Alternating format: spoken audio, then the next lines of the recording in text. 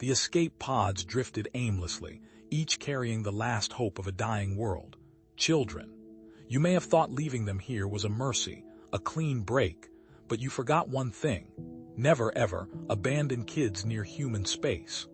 The void offered no solace, only the slow, agonizing depletion of dwindling resources within their fragile shells. Twisted metal latticed the viewport of one pod, a testament to some forgotten violence. Frozen coolant crystals clung to the hull like spectral parasites. Faint, intermittent distress signals whispered across the comm channels, barely audible above the static hiss of cosmic background radiation. This far out, past the charted shipping lanes and the glittering beacons of established colonies, salvage crews expected to find husks of derelict freighters, silent monuments to asteroid impacts, and the occasional rogue mining drone tumbling end over end. They did not expect to find escape pods filled with children, especially not Iridian children. The Iridians, a species whose history was a tangled web of alliances forged and broken, betrayals whispered in the corridors of power, and a long-held reputation for complicated relationships, a civilization that had burned bright, then flickered, threatening to extinguish itself in the cold vacuum.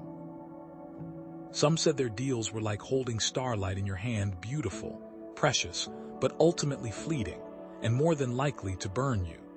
On board the Rusty Bucket, a salvage vessel that had seen better decades, James Evans, a man whose face was a roadmap of hard-won battles and harder lost hopes, grumbled as he patched a micro-meteor strike on the starboard hull.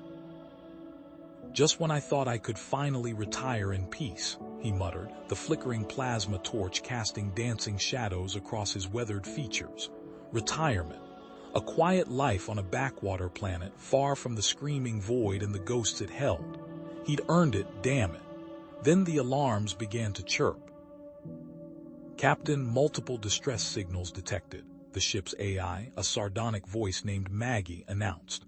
"Source, approximately 5 clicks bearing 090.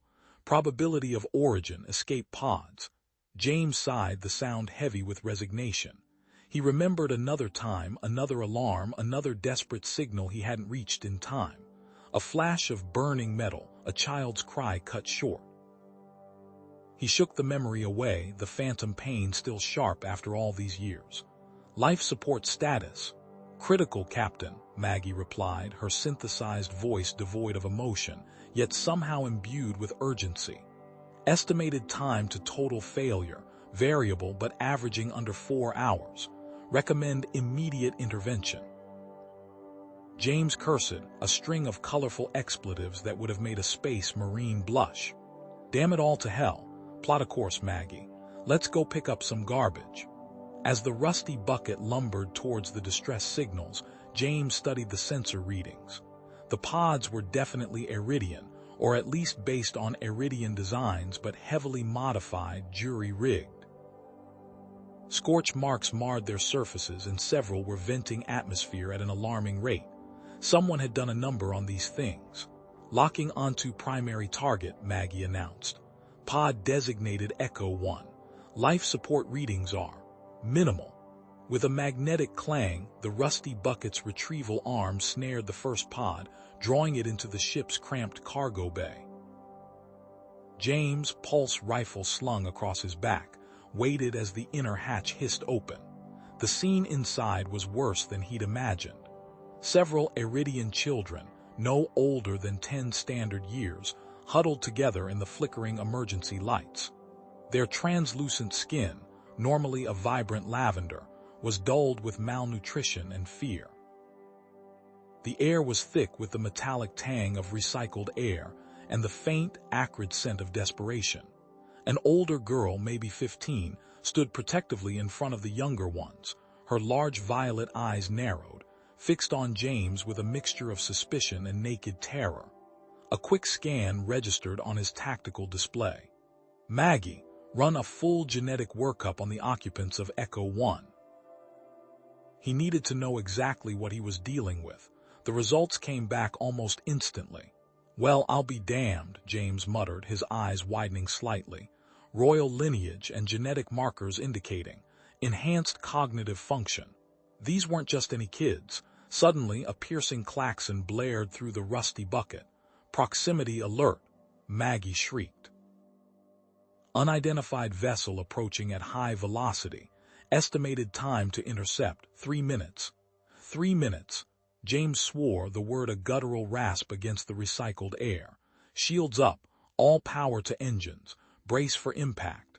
The rusty bucket shuddered, its ancient frame groaning in protest as its meager shields flickered to life.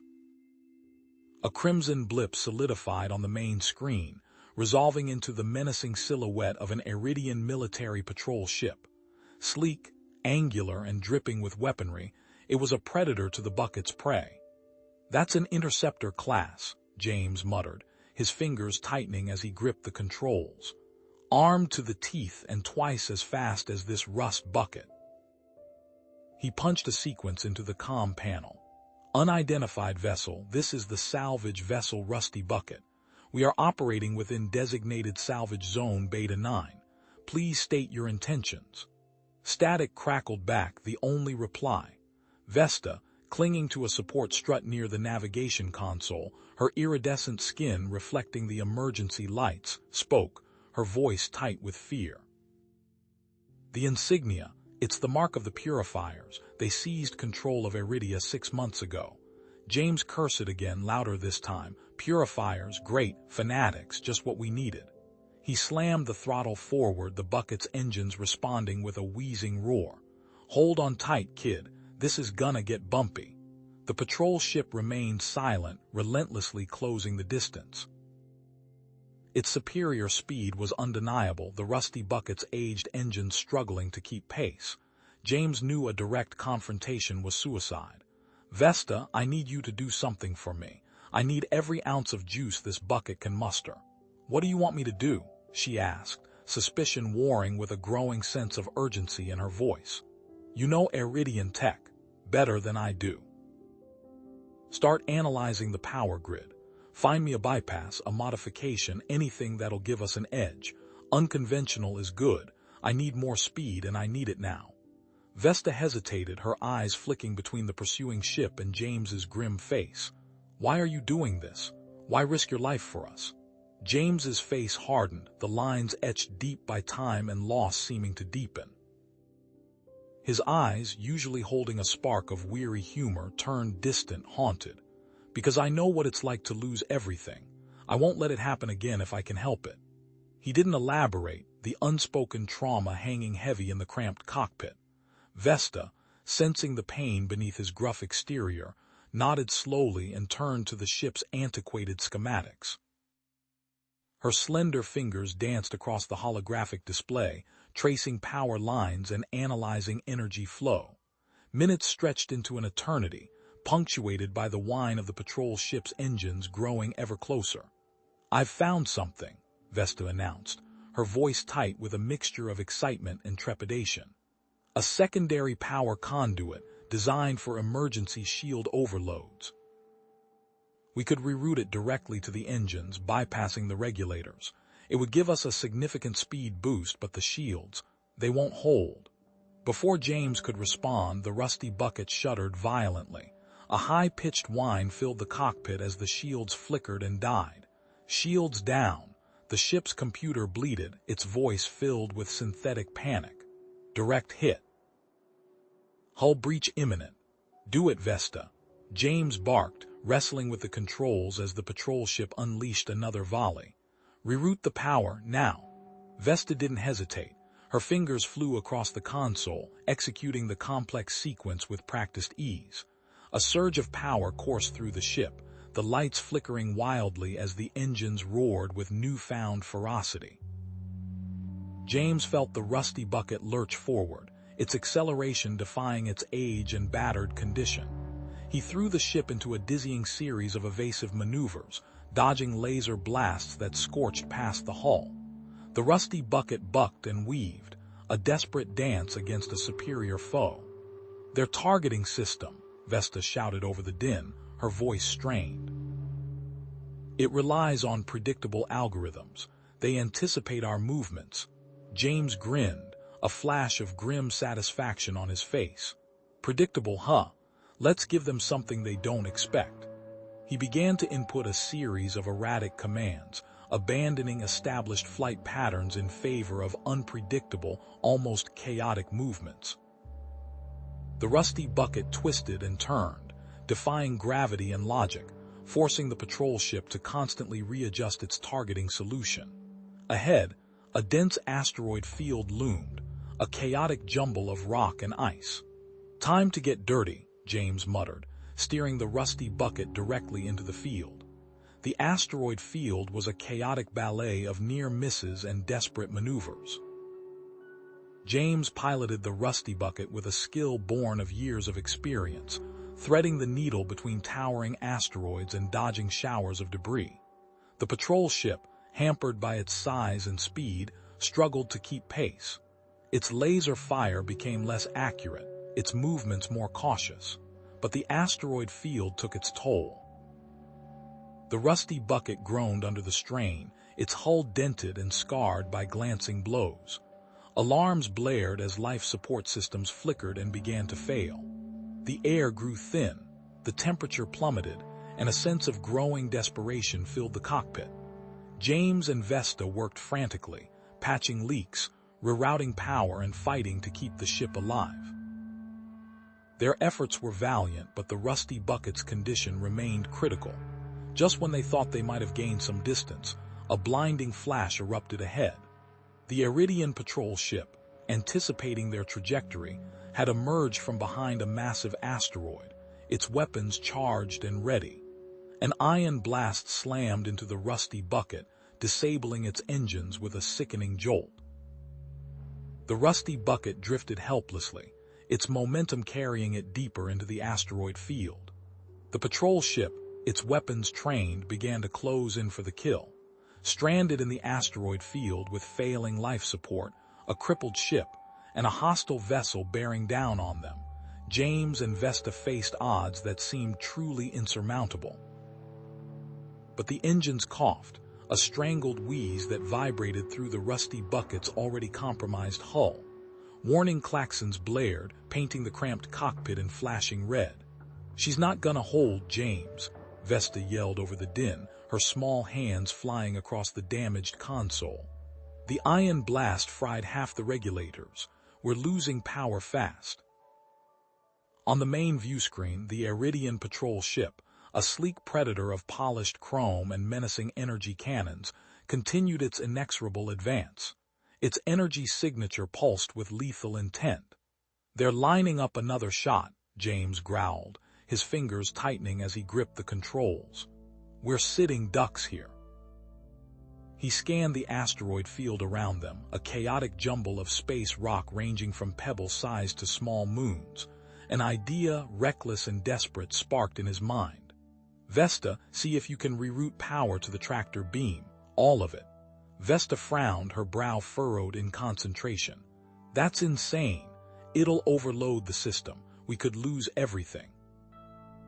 "We already are losing everything," James retorted, his voice tight. "Look at the size of that rock, kid. If we can get it moving, maybe, just maybe, we can make them think twice." He pointed to a large asteroid, easily the size of a small freighter, drifting lazily a few kilometers away. Vesta hesitated for only a moment. "There's a bypass in the auxiliary power grid. I can force the tractor beam to draw directly from the main reactor, bypassing the safety limits. But if it fails, there's no telling what will happen." "Do it," James said, his gaze fixed on the approaching patrol ship. "Now." Vesta's fingers danced across the console, her Iridian dexterity a blur of motion. The rusty bucket groaned under the strain as power surged through the tractor beam emitters. The asteroid, sluggish at first, began to accelerate, a silent, deadly projectile in the vacuum of space. James wrestled with the controls, guiding the asteroid with the overloaded tractor beam. The ship shuddered violently, alarms screaming as the system approached critical failure. Sweat beaded on James's forehead as he fought to maintain control, his muscles screaming in protest. The asteroid hurtled towards the Iridian patrol ship, an unstoppable force of raw kinetic energy. The patrol ship's pilot, caught off guard by the sudden, unorthodox attack, frantically tried to evade, but it was too late. The impact was cataclysmic. The asteroid slammed into the patrol ship's port side, tearing through its shields and crumpling its armor like tin foil. A cloud of debris erupted from the point of impact, a swirling vortex of twisted metal and superheated plasma. The patrol ship spun wildly, its weapons systems offline. The rusty bucket fared little better. The strain of the maneuver pushed the ship past its breaking point. Life support systems flickered and died, plunging the cockpit into a chilling silence. The air grew thin and the temperature plummeted. "Life support is gone," Vesta gasped, her breath clouding in the frigid air. "We don't have much time." As James desperately scanned the sensors, a faint, garbled signal crackled through the comm system. It was weak, almost unintelligible, but it was there. He adjusted the frequency, filtering out the static. "Mining station. Emergency. Attacked. Valuable resource. Stolen." The message broke up, riddled with interference. "Corporate. Conspiracy. Deep. Someone high." Vesta's multifaceted eyes widened. "That designation. That's RX-88, a remote research facility owned by OmniCorp.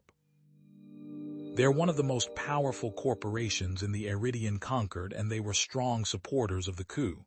"OmniCorp," James frowned. What were they researching out here? The garbled message continued to play in a loop, a desperate plea lost in the vastness of space. "Resource. Stolen. Conspiracy. High."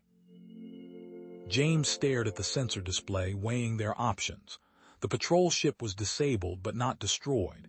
It would be back online soon. They were stranded, with failing life support and no clear escape route. The mining station, on the other hand, offered a potential lifeline or a deadly trap. "It could be a setup," Vesta said, her voice tight with suspicion. "OmniCorp could be luring us in." James ran a hand over his grizzled face, his gaze distant. He thought of the children huddled in the escape pods, their faces etched with fear and uncertainty. He thought of the countless other innocents he had failed to save over the years. "I once got an order," James said quietly, his voice raw with emotion. "Back in the war. A colony was under attack and we were ordered to pull back, to leave them to die. Acceptable losses, they called it. I disobeyed. I tried to save them, but I was too late. There were children there, Vesta, kids just like your siblings. I couldn't live with myself if I left them to die. That's why I do what I do now." He looked at Vesta, his eyes filled with a fierce commitment. "We don't know what's waiting for us at that mining station, but we can't just ignore that distress call. Those people might need our help." Vesta stared back at him, her expression softening. She saw the pain in his eyes, the burden he carried. For the first time, she saw something other than a cruel human. She saw a man haunted by his past, driven by a desperate need to atone. "Okay," she said softly, "let's go." With a groan of protesting metal, James coaxed the rusty bucket back to life. The engines sputtered and coughed, but they held. He carefully maneuvered the damaged ship toward the mining station, a faint beacon of hope in the darkness. As they approached the station, the extent of the damage became clear. Hull breaches scarred the exterior, exposing twisted metal and flickering emergency lights. Sections of the station were completely destroyed, reduced to floating debris. The airlock doors hung open, gaping maws leading into the unknown. Suddenly, the proximity alarm blared. James glanced at the sensor display. The Iridian patrol ship was back online, its energy signature growing stronger with each passing second. They were closing in fast. James and Vesta gripped their weapons, stepping through the breached airlock. Twisted metal clawed at their suits, groaning under the strain of compromised seals. Flickering emergency lights cast long, dancing shadows across the interior, painting the scene in a sickly yellow hue. A thin, icy mist swirled around their boots, the last vestiges of atmosphere escaping into the void. The air tasted of burnt metal and ozone. Automated defenses still active, Vesta hissed, her prosthetic arm whirring as she scanned the corridor. Multiple turrets, heat signatures locked on us. Barely had the words left her lips when a series of laser bolts scorched the space where they'd been standing. James yanked Vesta behind a toppled storage container, the metal groaning as it absorbed the impact. EMP grenades, he barked, already reaching for his belt. Take out their power source. Vesta nodded, her fingers flying across her gauntlet. A moment later, she launched a small, disc-shaped device that clung to the wall near the first turret. A burst of electromagnetic energy crackled, and the turret sputtered, its laser beam dying mid-shot. James, meanwhile, used the distraction to flank the second turret, tossing an EMP grenade of his own.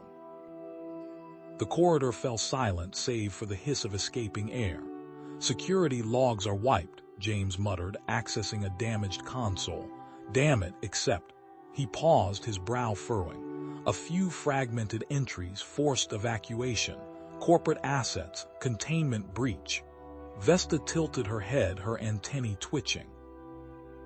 I am detecting a faint life sign signal originating from the lower levels, extremely weak but present. They exchanged a look. Hope, fragile as spun glass, flickered between them. They moved cautiously deeper into the station's bowels. The further they went, the more evident the signs of a desperate struggle became. Scorched blast marks scarred the walls and overturned equipment littered the corridors. Here and there, they spotted the glint of spent energy cells and the dark stains of dried blood. Booby traps, crude but effective, were scattered throughout. James, ever vigilant, disarmed a pressure plate connected to a grenade, his movements precise and economical. Finally, they reached a reinforced laboratory door, its blast shields buckled and scorched. James punched in the override code, his fingers flying across the keypad. The door hissed open, revealing a scene of controlled chaos. Several Iridian scientists huddled behind overturned lab benches, their faces pale and etched with fear. A frantic figure detached himself from the group, rushing towards them. "Thank the stars you're here," he exclaimed, his voice cracking with desperation. "I am Dr. Aris. We need help. We need to get out of here." "What happened here, Doctor?" James asked, his voice calm but firm. Aris wrung his hands. "This mining station. It was a front, a cover for a secret research project. We were extracting a unique energy source from a rare asteroid, something incredibly powerful. Unstable, too," one of the other scientists interjected, his voice trembling, "capable of causing widespread destruction if mishandled. The corporation, they hired mercenaries," Aris continued, his voice rising in pitch. "They wanted to steal the energy source, silence us. There's a larger conspiracy at play here, I'm sure of it." He leaned closer, his eyes wide with paranoia. "I suspect General Zill, he's behind this." Vesta stiffened, her lavender skin paling slightly. "General Zill," she repeated, her voice barely a whisper. "He was a political rival of my father's, a ruthless, ambitious man." Suddenly, a klaxon blared, bathing the lab in flashing red light. The entire station shuddered. "Intruder alert!" A synthesized voice boomed over the comm system. "Hostile vessel detected, initiating defensive protocols." "Too late," Vesta said grimly, glancing at James. "That's the Iridian patrol ship. They've found us." A moment later, the station groaned as the patrol ship unleashed its fury. Energy weapons ripped through the outer hull, sending tremors through the entire structure. Chunks of debris rained down from the ceiling. "We need to move," James shouted over the din. "This place isn't going to hold for long. There's a hidden escape doctor. Aris yelled back, his voice barely audible above the alarms. "A disused maintenance tunnel. It's not on any of the official schematics, but it leads to an uncharted asteroid field. It's our only chance." Vesta tapped at her wrist-mounted computer, her brow furrowed in concentration. "I've found a schematic of a hidden sub-level lab. That's where the raw energy source is stored. As they prepared to move, a distorted voice crackled over the comm system. Well, well, well, the voice sneered. Looks like the rats are trying to escape, not if I have anything to say about it. A sinister laugh echoed THR Dr. H. The station. Dr. Aris cried out, his eyes widening in horror. No, he's setting the station's self-destruct sequence, including the hidden lab. Before James or Vesta could react, a series of earth-shattering explosions ripped through the station. The floor buckled beneath their feet and the lab door slammed shut, sealing them off from the rest of the station. Debris rained down from the ceiling and the lights flickered and died, plunging them into darkness. They were trapped. Damn it. James hit his fist against the console, the metal groaning under the impact. Direct overrides locked down tighter than a smuggler's cargo hold. We're out of time. Vesta's fingers danced across a holographic display, her brow furrowed in concentration. There's a less secure emergency override, Captain, but it's messy. The circuits are heavily damaged. It'll require bypassing several systems manually. Messy I can handle, James growled, already pulling out his multi-tool. Aris, give her what she needs. He gestured toward Vesta, then spared a glance at the other scientists huddled in the corner, their faces pale with fear. Try to look busy. Panicking doesn't reroute power conduits. The scientists remained frozen, fear etched onto their faces. As James began splicing wires, Vesta's fingers flew across the console, her movements a blur. Captain, I'm detecting unusual data corruption within the station systems, trying to isolate. Her voice trailed off, replaced by a sharp intake of breath. I've found something.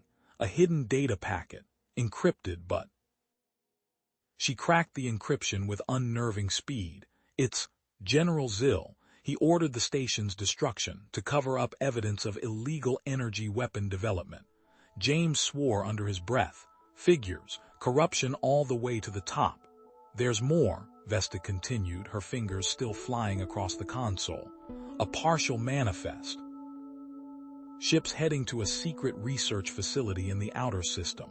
Coordinates are fragmented, but I can piece them together. With a final surge of effort, James managed to reroute the power. The emergency override panel flickered to life. Just as he was about to hit the activation switch, a voice crackled over the comms. Well, well, the voice dripped with malice. Looks like our little scavengers are putting up a fight. Impressive, but ultimately futile. It was the mercenary leader from the ship that had attacked them. Enjoy your last few moments. I'm about to make things a little more exciting. Before James could react, a series of localized explosions ripped through the station, shaking it violently. Sparks flew from the damaged control panels and the lights flickered ominously. He's remotely triggering explosions. Vesta shouted, clinging to a console to stay upright. Trying to kill us before we can escape. Another explosion rocked their section of the station and the artificial gravity flickered, sputtered, then died completely. They were floating, disoriented in zero gravity. Damn it, James yelled, pushing himself off a wall to stay oriented. Zero G, this just got a whole lot harder.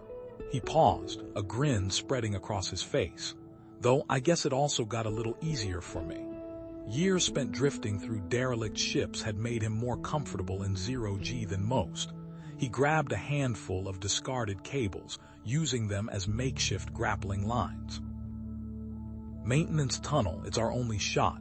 The entrance is blocked, Aris shouted, pointing to a collapsed section of the corridor.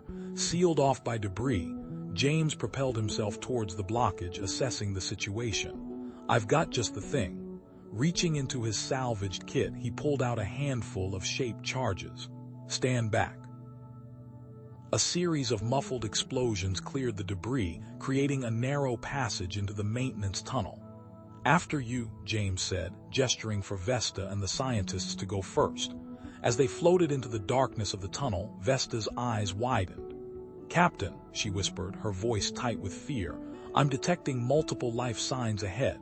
Organic and mutated. As if on cue, a guttural growl echoed through the tunnel. Bioluminescent eyes glowed in the darkness. Creatures bioengineered to thrive in zero gravity were guarding the passage. Their limbs were elongated and distorted, their bodies covered in chitinous plates. "Lovely," James muttered, jury-rigging a pulse rifle from spare parts. "Just what we needed." The mutated creatures lunged, their claws extended. James opened fire, the pulse rifle spitting bolts of energy. Vesta, using her agility in zero-G, flanked the creatures, firing bursts from her plasma pistol. The scientists huddled behind them, whimpering in fear. James kicked off a wall, sending himself spinning through the air, taking out two creatures with a well-aimed burst. Vesta used a length of cable to ensnare another, electrocuting it with her pistol. They fought back to back, a whirlwind of motion and energy protecting the terrified scientists. Finally, the last creature fell, its mutated body twitching in the darkness. "Clear," James gasped, wiping sweat from his brow. "Let's move." They reached the end of the tunnel and found the escape pods. Or what was left of them. Most were twisted wrecks, their hulls breached and their life support systems offline. "They're all dead," Aris said, his voice filled with despair. "We're trapped." James ignored him, his eyes scanning the wreckage. "Not all of them." He pointed to a pod tucked away in a corner, its hull relatively intact. "I can reactivate that one. It'll be tight, but it's our only chance." Working quickly, James bypassed the damaged systems, rerouting power and life support. The pod's interior lights flickered to life. "Get in," he ordered, ushering the scientists towards the pod. "Hurry." As the last of the scientists clambered aboard, James did a quick head count. "Wait a minute," he said, his bro Dr. Urode. "Where's Mila, Dr. Mila?" Panic flared in Aris's eyes. I haven't seen her since the explosion." "She must be injured," Vesta said, her voice tinged with urgency. "Captain, we don't have time, the station's coming apart." James stared at the escape pod, then back at the crumbling station, his fists tight. "I'm going back for her." "Captain, no," Vesta protested, grabbing his arm. "It's suicide." "Maybe," James said, his eyes hardening with willpower. "But I'm not leaving her behind." He pulled free from Vesta's grasp and propelled him's doctor back into the station. He found Dr. Mila trapped under a pile of debris, her leg pinned beneath a twisted metal beam. She was unconscious, her face pale and bloodied. "Hold on," James grunted, straining against the weight of the beam. He heaved with all his might, adrenaline surging through his veins. With a final surge of effort, he managed to lift the DRM just enough to free her leg. He hoisted Dr. Mila into his arms, her limp body heavy in the zero-G environment.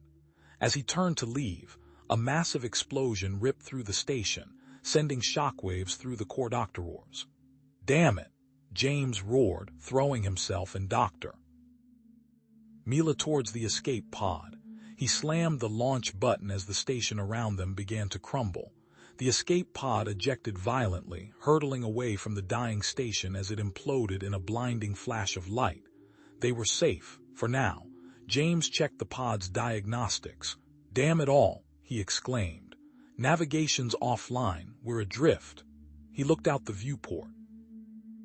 They were surrounded by an uncharted asteroid field, a chaotic jumble of rocks and debris.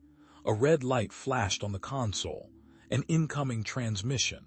"Unidentified vessel, this is Iridian Patrol Ship Vanguard.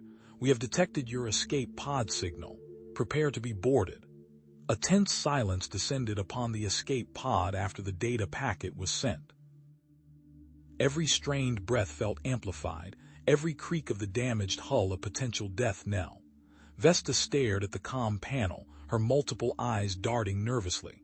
Suddenly, an alert blared across the comms. A recovered fragment of an Iridian patrol ship's comm log flashed across the screen. James leaned closer, his eyes narrowed. "This is Commander Rala of the Iridian Patrol," the comm log crackled, the image grainy and distorted. "We have intercepted a damaged escape pod in the outer asteroid field. Initial scans indicate multiple life signs appearing to be children. The pod's transponder is unregistered. requesting further instructions. James swore under his breath. That was close. The image flickered again, showing a closer scan of the escape pod. The vessel is heavily damaged. Life support is minimal. We are proceeding with caution. The recording ended abruptly. The asteroid field is becoming more dense, Vesta announced, her voice tight. My calculations show at least 3 high-probability collision trajectories within the next cycle. James gripped the controls, his fingers tightening. Then let's hope your calculations are better than theirs were. Give me the best route, kid. The escape pod shuddered violently as they navigated the treacherous field, Vesta rattling off complex Iridian coordinates while James wrestled with the damaged thrusters. Each near miss sent shivers down their spines. Another alert sounded, this time a direct comlink. The face of Commander Rala, stern and imposing, filled the screen. Unidentified vessel, this is Commander Rala of the Iridian Patrol. You are in violation of Iridian space laws. State your purpose and identify yourselves. James took a deep breath. Commander Rala, this is James Evans. We are survivors of the incident. At Research Station Theta, we have rescued the children and are attempting to reach safety. Rala's eyes narrowed. James Evans, a human. What were you doing at a restricted Iridian research station? And what do you know about General Zill? General Zill ordered the destruction of the station to cover up his illegal energy weapon development, James said, his voice firm. He left those children to die. We have proof. Vesta has a data packet. Rala hesitated, her gaze shifting between James and Vesta. Energy weapon development, Zill, that's a serious accusation. It's the truth, James insisted. Transmit that data packet to Iridian Command. Expose Zill's crimes. Vesta quickly initiated the transmission, her fingers flying across the damaged console. A progress bar appeared on the screen, slowly inching towards completion. Suddenly, alarms screamed throughout the escape pod. Incoming fire, Vesta shouted, her eyes wide with terror. A sleek black ship bearing the insignia of General Zill appeared on their sensors, closing fast. Energy blasts ripped through the asteroid field, narrowly missing their fragile vessel. Brace yourselves. James yelled, throwing the escape pod into a desperate evasive maneuver. The chase was on. James, relying on his instincts and years of experience, weaved the escape pod through the asteroid field, using the dense rocks as cover. He remembered every physics class he ever slept through, now desperately calculating trajectories and momentum. Vesta, despite her fear, provided crucial data on asteroid compositions and predicted paths. He's too fast, Vesta cried as another volley of energy blasts slammed into their shields. The escape pod bucked and groaned under the assault. Hull breaches widened, alarms blared, and the lights flickered ominously. Doctor, support systems sputtered and died. We're losing oxygen, Doctor. Mila gasped, clutching her side. Working frantically, James and Vesta ripped panels from the walls, using salvaged wires and sealant to patch the breaches. Vesta's knowledge of Iridian technology proved invaluable, allowing her to jury-rig temporary repairs that James couldn't have conceived of. I found something, Vesta exclaimed, pulling open a hidden compartment behind a damaged panel. Inside, nestled in a protective casing, was a small, basic distress beacon. It's an emergency beacon meant for extreme situations only. Range, James asked, his voice tight. Limited, Vesta replied. Very limited, but it's our only chance. James nodded grimly. Activate it. Vesta flipped the switch. A faint, pulsating signal emanated from the beacon, barely audible above the alarms. They held their breath, praying that anyone would hear their desperate plea. Minutes stretched into an eternity. The signal pulsed, then flickered, then died. The beacon's power source, old and unstable, had burned out. Damn it, James smacked his palm on the console. So much for hope. What if no one comes? Vesta asked, her voice small and filled with despair. James looked at her, his face grim. Then we Doctor, we protect those kids, that's all we can do. Zil must be stopped, Dr. Mila said weakly. If he's willing to kill children to cover up his crimes, what else is he capable of? James nodded grimly. This could be the beginning of a war between factions within the Eridian government. Dr. Mila coughed, her face pale. The research facility. It wasn't just about energy weapons. There was another project, a secret one, advanced bioweapon research. The revelation hung in the air, heavy with dread. The escape pod's alarms grew louder, more insistent. Oxygen levels critical, the computer announced in a monotone voice. Life support failing. James looked at the faces of the children, their eyes wide with fear and exhaustion. He knew they were running out of time. Suddenly, Vesta pointed at a faint blip on the scanner. I'm detecting a signal. A weak one. It's a mining drone, automated. It's operating in the outer asteroid field. James's eyes lit up. A mining drone. Could it have power we can tap into? He didn't wait for an answer. He changed course, steering the damaged escape pod towards the faint signal, a desperate gamble, their only hope. The escape pod limped towards the drone, James manually adjusting course every few seconds. I've got it, Vesta said, after what seemed like an eternity. I'm rerouting the drone's power system. It's risky, but it could replenish our life support. Vesta worked quickly, her hands flying across the control panel. Sparks flew, wires hissed, and the escape pod shuddered violently. Power restored, Vesta announced, her voice filled with relief. Life support is back online. A collective sigh of relief swept through the escape pod, but the reprieve was short-lived. Suddenly, the mining drone transmitted its last recorded message, a garbled distress call. Under attack. Research facility. Repeat. Under attack. The message cut out, leaving only static. James ran a diagnostic on the rusty bucket's laser cannons, the readout flashing a worrying amber. Mining drone distress signal. Could be nothing but scrap and a busted bot. Or it could be a whole lot of something I don't want to tangle with. Research facilities gotta be crawling with Zil's goons. He spat a stream of lubricant-laced saliva into a rag. Vesta stood beside him, her youthful face etched with worry. But what if there are survivors, James? What if someone is trapped, waiting for help? We can't just leave them to die. Those children in the escape pod, they depend on us. Her voice held a desperate plea, a mirror reflecting the fragile lives in her care. James sighed, the sound like escaping steam. He ran a hand through his thinning hair. Damn it, kid, you always get to me. All right, we'll check it out.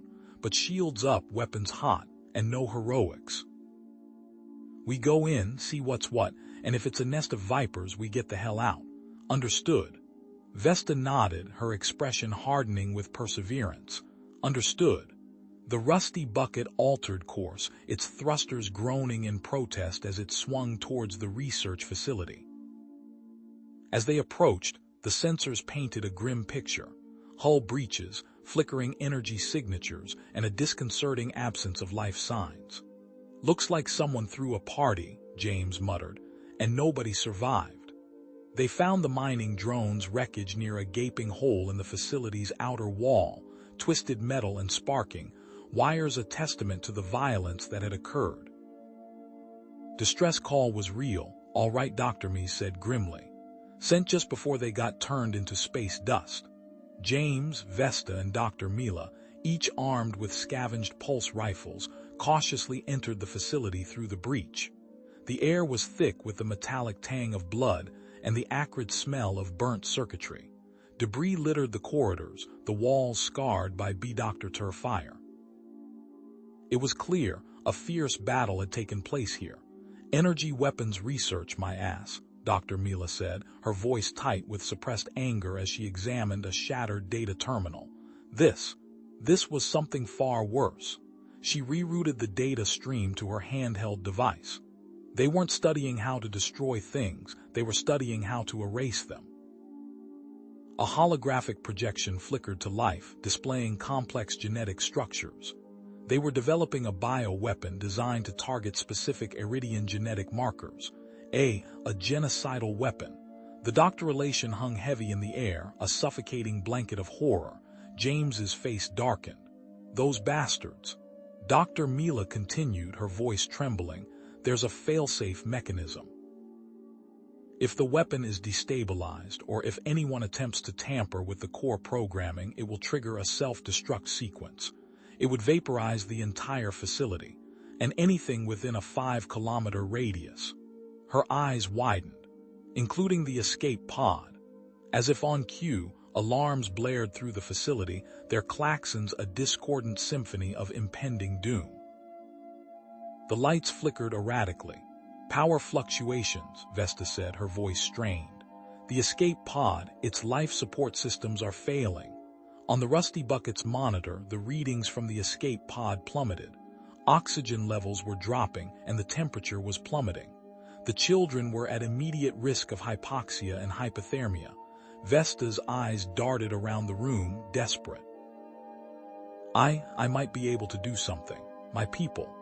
We have a deep understanding of biotechnology. I could try to interface with the pod systems, reroute power from non-essential functions to maintain oxygen production. Working with feverish intensity, Vesta connected a series of salvaged wires and biocircuitry to a console.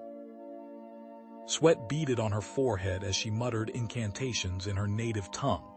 Finally, with a triumphant cry, she managed to establish a connection. The oxygen levels in the escape pod stabilized, but only temporarily. It's working, she said, her voice hoarse, but it's unstable. I've only bought us a few more hours, maybe less. We need a permanent solution and fast. James hit his fist against the console in frustration. There has to be something here, some way to send a distress signal. He began frantically searching the room, his eyes scanning every surface. Finally, he spotted it. A hidden panel concealed behind a stack of discarded equipment. He ripped the panel open, revealing a small, emergency communication terminal. Jackpot, but it's locked down. Requires a specific access code. Dr. Mila closed her eyes, her brow furrowed in concentration. I remember the code. Zill used it frequently. It's been years, but I think I can recall the sequence. She rattled off a series of numbers and symbols. But be warned, she added grimly, Zill likely changed it since I left. James entered the code into the terminal, his fingers trembling with anticipation. The screen flickered to life, displaying a message, connecting. After an agonizing moment, the connection was established. But instead of reaching Iridian Command, a familiar face appeared on the screen, General Zill. Zill's image was crisp and clear, his expression a mask of cruel amusement. Well, James Evans, and the little traitor Vesta, I must congratulate you. You've delivered yourselves right into my hands. He chuckled, a chilling sound that echoed through the facility. I knew you would come here, it was inevitable. Consider this a trap perfectly sprung. James's expression resolute. You son of a bitch. Zill ignored the insult, his eyes gleaming with malevolent glee. My plan is nearly complete. The bioweapon will be deployed to the Iridian capital within hours. The Council will have no choice but to surrender to my control, and all thanks to you. He paused, savoring their despair. Goodbye, James. Goodbye, Vesta. It's been amusing. With a flick of his wrist, Zill cut off the communication, the screen dissolving into static. The silence that followed was deafening, broken only by the frantic beeping of the failing life support systems. James stared at the blank screen, his face a mask of iron will.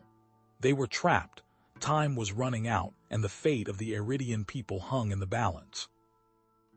The comm clicked off, leaving a hollow silence in its wake. James didn't waste a breath. Mila, he roared, his voice echoing through the rusty bucket. Get those kids prepped for cryo. Now, Vesta with me. He was already at the ship's antiquated power distribution panel, his calloused fingers dancing across the controls. Life support to the pods. Shields offline, engines at minimal standby, gravity plating. Gone. The ship groaned, a low, guttural protest as vital systems flickered and died. That buys us maybe 20 minutes. Vesta, her brow furrowed, was already at the console, her fingers flying across the alien interface. "I've identified a potential override sequence within the bioweapons control system," she announced, her voice tight with urgency. "But it requires physical access to the central control chamber. It's deep within the facility, heavily shielded." James slammed a fist against the console. "Damn it, Mila, report." "They're prepped, James," Mila's voice crackled back, strained but steady. "But the pods won't hold forever. We need to do something, and fast." James turned to Vesta, his face grim. "Disabling that weapon takes priority. It's the only way to save them and your people." He met her gaze, his eyes filled with a perseverance that belied the desperation of their situation. "Mila, you stay with the kids. Vesta and I going in." He grabbed his pulse rifle, the worn metal familiar in his grip. Vesta retrieved a sleek, silver device from her belt, its purpose unknown. They moved swiftly through the corridors, the silence broken only by the thud of their boots and the hum of the facility's failing systems. Suddenly, a pair of sleek, insectal drones materialized from the shadows, their weapons trained on the intruders. Energy crackled around their metallic bodies. "Automated security," Vesta hissed. "Reprogrammed by Zill." James dropped into a combat crouch, his rifle raised. "Take them down." He unleashed a burst of plasma fire, but the drones were too quick, dodging the energy bolts with unsettling agility. Vesta, however, didn't fire. Instead, she activated the device in her hand, emitting a high-pitched whine that seemed to resonate with the drone's internal systems. One of the drones shuddered, its movements becoming erratic. The other continued its attack, forcing James to dive for cover. "I'm disrupting their control matrix," Vesta explained, her voice strained. "They're remotely operated. We might be able to turn them against him." James, pinned down behind an overturned table, noticed something glinting in the dim light, a metal container, half buried in the debris. He crawled towards it, his fingers brushing against a familiar shape. "Bingo," he muttered. He pulled out a brick of C4, its timer display flickering to life. "Human-made explosives. Left behind by one of the previous research teams." A grim smile touched his lips. "Looks like we're about to make a little noise." He set the timer for 5 minutes and tossed the explosive towards the main research labs, the heart of Zill's operation. That should draw his attention. They sprinted towards the control chamber, the alarms blaring as the facility descended further into chaos. The explosion rocked the complex, shaking the very foundations of the structure. Smoke billowed through the corridors, obscuring their vision. They reached the control chamber to find it heavily guarded. 4 elite Iridian soldiers, clad in gleaming black armor, stood sentinel before the reinforced door, their weapons raised. "Stand down," James yelled, but his words were lost in the din. The soldiers opened fire, unleashing a torrent of energy bolts. James and Vesta dove for cover, the air around them filled with the whine of deflected energy. "Their armor," Vesta shouted, pointing to a small, unarmored joint at the elbow. "Aim for the joint." James didn't hesitate. He squeezed the trigger, unleashing a precise burst of fire. The first soldier crumpled, his arm severed at the elbow, his weapon clattering to the floor. The other 3 turned their attention to James, their weapons spitting death. He moved with practiced ease, weaving through the energy bolts, his rifle barking. One by one, the soldiers fell, their armor breached, their bodies lifeless. They reached the door to the control chamber, its heavy metal surface scarred by previous attempts to breach it. Vesta accessed the control panel, her fingers flying across the keys. The door hissed open, revealing a sterile, brightly lit chamber filled with complex machinery. In the center of the room stood the bioweapons activation console, a towering structure of metal and crystal. A holographic display shimmered above it, showing a complex series of genetic sequences. "The activation sequence," Vesta breathed, her voice filled with dread. "It's protected by a series of bioscanners. They require Iridian royal blood to bypass." She stepped forward, drawing a small knife from her belt. She sliced open her palm, letting a few drops of her iridescent blood fall onto the scanner. The system whirred, analyzing the sample. A moment later, a red light flashed. "Access denied," a synthesized voice announced. "Unauthorized genetic signature." Vesta recoiled, her face etched with disappointment. "It won't accept my blood. I'm not a direct descendant of the royal lineage." James swore under his breath. "So what now?" Vesta's voice was barely a whisper. "One of the children, the youngest one, he is a direct descendant, his blood. It's the key." James stared at her, his legs shaking. Extracting blood from a child, it was unthinkable. "Vesta, I don't know. It's the only way, James," she pleaded, her eyes shining with unshed tears. "Millions of lives, the entire Iridian race, depends on it, a small sacrifice, to save everything." James looked away, his face etched with inner turmoil. The weight of the decision pressed down on him, crushing him. He saw flashes of burning buildings, the faces of children lost, the ghosts of his past failures. Before he could speak, a klaxon blared through the facility. Red lights flashed, bathing the control chamber in an ominous glow. "Emergency lockdown initiated," a synthesized voice announced. "All sectors sealed." The heavy metal door slammed shut, trapping them inside. Suddenly, a holographic image flickered to life above the console. Zill's face, twisted with malice, filled the chamber. "So, you managed to reach the control chamber," he sneered. "Impressive, but ultimately futile, Zill." Vesta spat, her voice filled with hatred. "Your little blood test triggered the lockdown," Zill continued, ignoring her outburst. "But that's not all it triggered. The bioscanners are also rigged to initiate the bioweapons release if tampered with. You have unknowingly initiated the final countdown sequence." He laughed, a cold, chilling sound that echoed through the chamber. "Enjoy your final moments. The bioweapon will be released in 10 minutes. The holographic image flickered and died, leaving James and Vesta trapped in the sealed control chamber, the bioweapon about to be released, the escape pod's life support failing, facing seemingly insurmountable odds. James cursed under his breath, sweat plastering his hair to his forehead.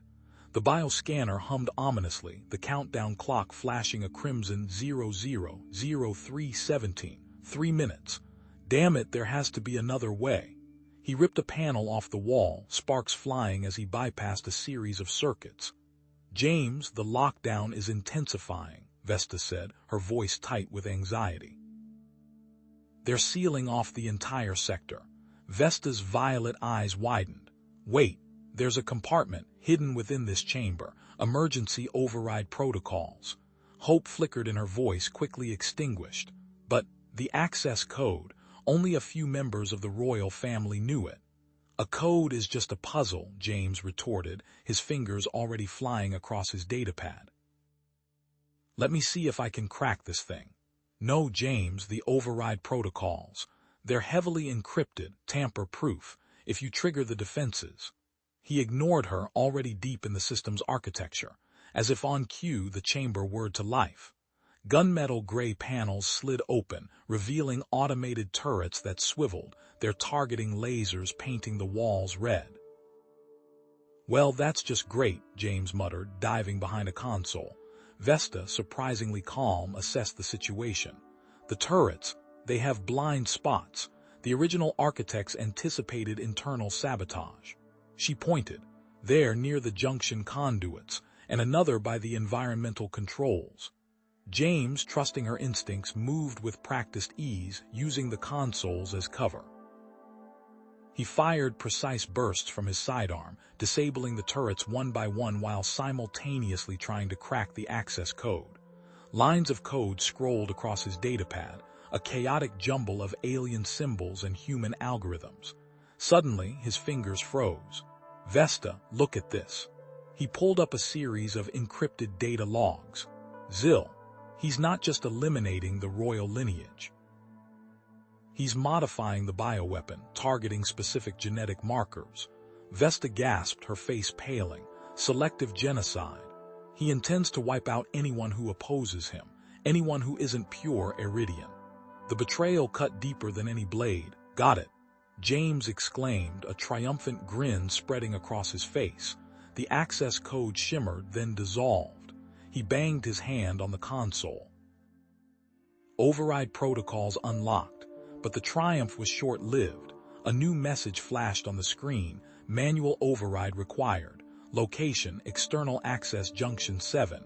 External. Vesta's voice was barely a whisper. We have to leave the chamber. Looks like it, James said grimly. He pulled several grenades from his belt. Time for a little distraction. He set the timers, then planted the explosives on a less fortified section of the wall. A muffled boom shook the chamber as a new exit was blasted open, alarms blaring. They scrambled through the opening, the acrid smell of burnt metal filling the air. The corridors outside were eerily silent. Guards will be here any second, James said, his voice low. Stay close. Vesta closed her eyes, her brow furrowed in concentration. Left, 3 guards approaching from the north corridor, another 2 patrolling the east junction.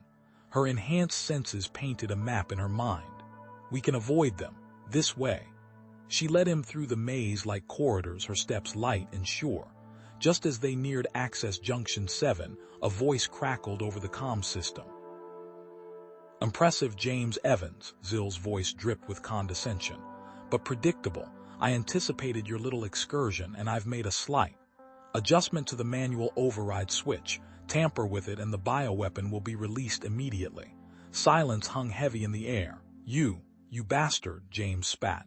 A difficult choice, isn't it? Zill continued, his voice smooth and cruel. Allow the bioweapon to be released or sacrifice the child. Use her blood, it's the only way to disable it now. James's mind focused. He wouldn't sacrifice the child, he wouldn't let Zill win. There's another way, he said, his voice tight with grit. We overload the containment field, use the explosives, blow this whole damn facility to hell. Vesta recoiled. No, the facility. It's a historical site, and the fallout, the destruction. It's the only way, Vesta, James argued, his eyes pleading. It's the only way to stop Zill, to save your people. He gripped her shoulder. Trust me. Reluctantly, she nodded. All right, but we have to be quick. They raced back to the containment chamber, ignoring the flashing alarms and the approaching guards. James ripped open his bag, pulling out the remaining explosives. He began planting them around the containment field, his movements frantic. Just as he armed the final explosive, a hiss filled the air. A thick green mist began to fill the chamber. Neutralizing agent, Vesta cried. He's flooding the chamber, the explosives. They won't work. A screen flickered to life, revealing Zill's triumphant face. Congratulations, James Evans, you fought bravely, but in the end you failed. He pressed a button. The final stage is initiated. James and Vesta stared at each other, defeated. The bioweapon was about to be unleashed. They had lost. The alarms blared, a cacophony of klaxons and flashing red lights that painted the sterile corridors in a hellish glow. A low, hissing sound filled the air as the bioweapon was released into the ventilation system, instantly triggering a facility-wide lockdown. Heavy blast doors slammed shut, sealing off entire sections of the complex, trapping whoever was inside. Vesta's breath hitched as she watched the initial effects of the bioweapon unfold before her. 2 Iridian guards, caught in the corridor outside the lab, clutched at their throats, their multifaceted eyes wide with terror. Their skin began to mottling, turning a sickly green as cellular degradation ravaged their bodies. They crumpled to the floor, writhing in agony, their screams echoing through the corridor before abruptly ceasing. Vesta recoiled, a hand flying to her mouth, bile rising in her throat. Suddenly, Zill's face appeared on a nearby comm screen, his features twisted into a cruel sneer. Did you really think I'd offer you a solution, little princess? He rasped, his voice dripping with malice. The neutralizing agent was a fabrication, a lie to give you false hope. This bioweapon is irreversible. Your entire bloodline, your supporters, all will perish, and I will rule in their place. James cursed under his breath, his eyes scanning the ventilation ducts. Damn it, he growled. I thought it was odd that the ventilation system was still running. He turned to Vesta, his face grim. This isn't just contained to this facility.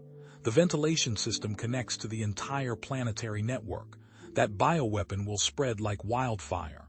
Vesta's face crumpled, her earlier defiance filled with a look of utter despair. No, it can't be, she whispered, shaking her head. Then a flicker of hope ignited in her eyes. There is a way. A hidden network of underground tunnels. My family used them for centuries to escape during times of war or political unrest. Tunnels. James seized on the idea.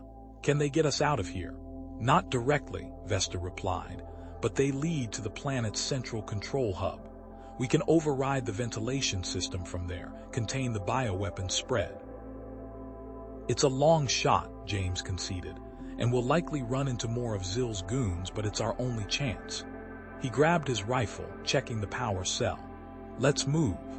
They navigated the tunnels, the air thick with the smell of damp earth and decay. The flickering emergency lights cast long, distorted shadows, creating an atmosphere of oppressive claustrophobia.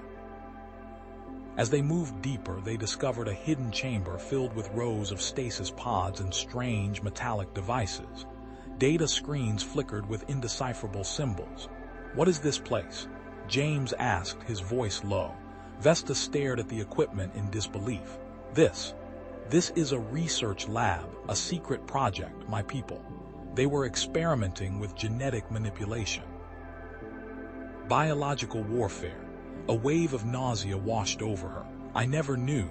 James examined a schematic etched into a nearby wall. Looks like they were trying to create the perfect soldier. Enhanced strength, increased aggression, and resistance to bioweapons. He paused, his brow furrowed. Wait a minute. There's a fail-safe protocol within the control hub. A way to purge the entire ventilation system. But how do we activate it? Vesta asked. It requires a unique energy signature, James replied, pointing to a notation on the schematic. Something called acrylion resonance. Only found in a rare type of crystal. Vesta's eyes widened. My mother, she possessed such a crystal. It was embedded within a royal artifact. A crown hidden in a vault deep within the tunnels, guarded by ancient security measures, and potentially mutated creatures if this lab is anything to go by, James added grimly. Great. As they continued their descent, they heard voices echoing through the tunnels. Rounding a corner, they found themselves face to face with a group of Iridian rebels, clad in scavenged armor and armed with makeshift weapons. Their leader, a hardened veteran with a cybernetic eye, stepped forward, his gaze narrowed with suspicion. Who are you? He demanded, his voice rough. And what are you doing in these tunnels? We're trying to stop Zill, James said, raising his hands in a gesture of peace. He's released a bioweapon into the ventilation system. The rebel leader's eyes flickered to Vesta. That symbol, you're of the royal bloodline. I am Vesta, she said, her voice regaining its strength. And I need your help. Zill has betrayed our people. We must stop him. The rebel leader studied her for a long moment, then nodded slowly. Zill has been in contact with the Silent Hand, he revealed, his voice tinged with bitterness. A shadowy organization, intergalactic arms dealers. They specialize in biological weapons. James's eyes hardened.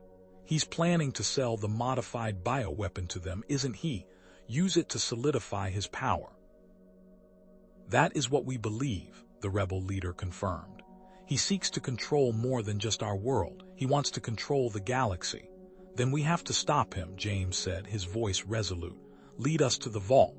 The rebels agreed to help, but as they navigated a narrow passage, a hail of laser fire erupted from the darkness. Zill's forces had anticipated their move. Ambush. James shouted, diving for cover. He returned fire, his rifle spitting bolts of energy. Vesta, using her knowledge of the tunnels, directed the rebels to strategic positions, setting up a crossfire. The firefight raged, the narrow confines amplifying the sounds of gunfire and explosions. "Go, Vesta," James yelled, laying down suppressing fire. "Get to the vault, I'll hold them off." "No. I won't leave you," Vesta protested, her voice filled with fear. "You have to," James insisted, his face grim. "Our people need you, now go." With a final, desperate look, Vesta turned and fled, leading the remaining rebels deeper into the tunnels. James stood his ground, a lone figure against overwhelming odds, his face set with unbreakable spirit. He raised his rifle, a human shield against the tide of tyranny. Vesta, running through the tunnels, heard the sounds of the firefight fading behind her. Tears streamed down her face as she realized what James had done.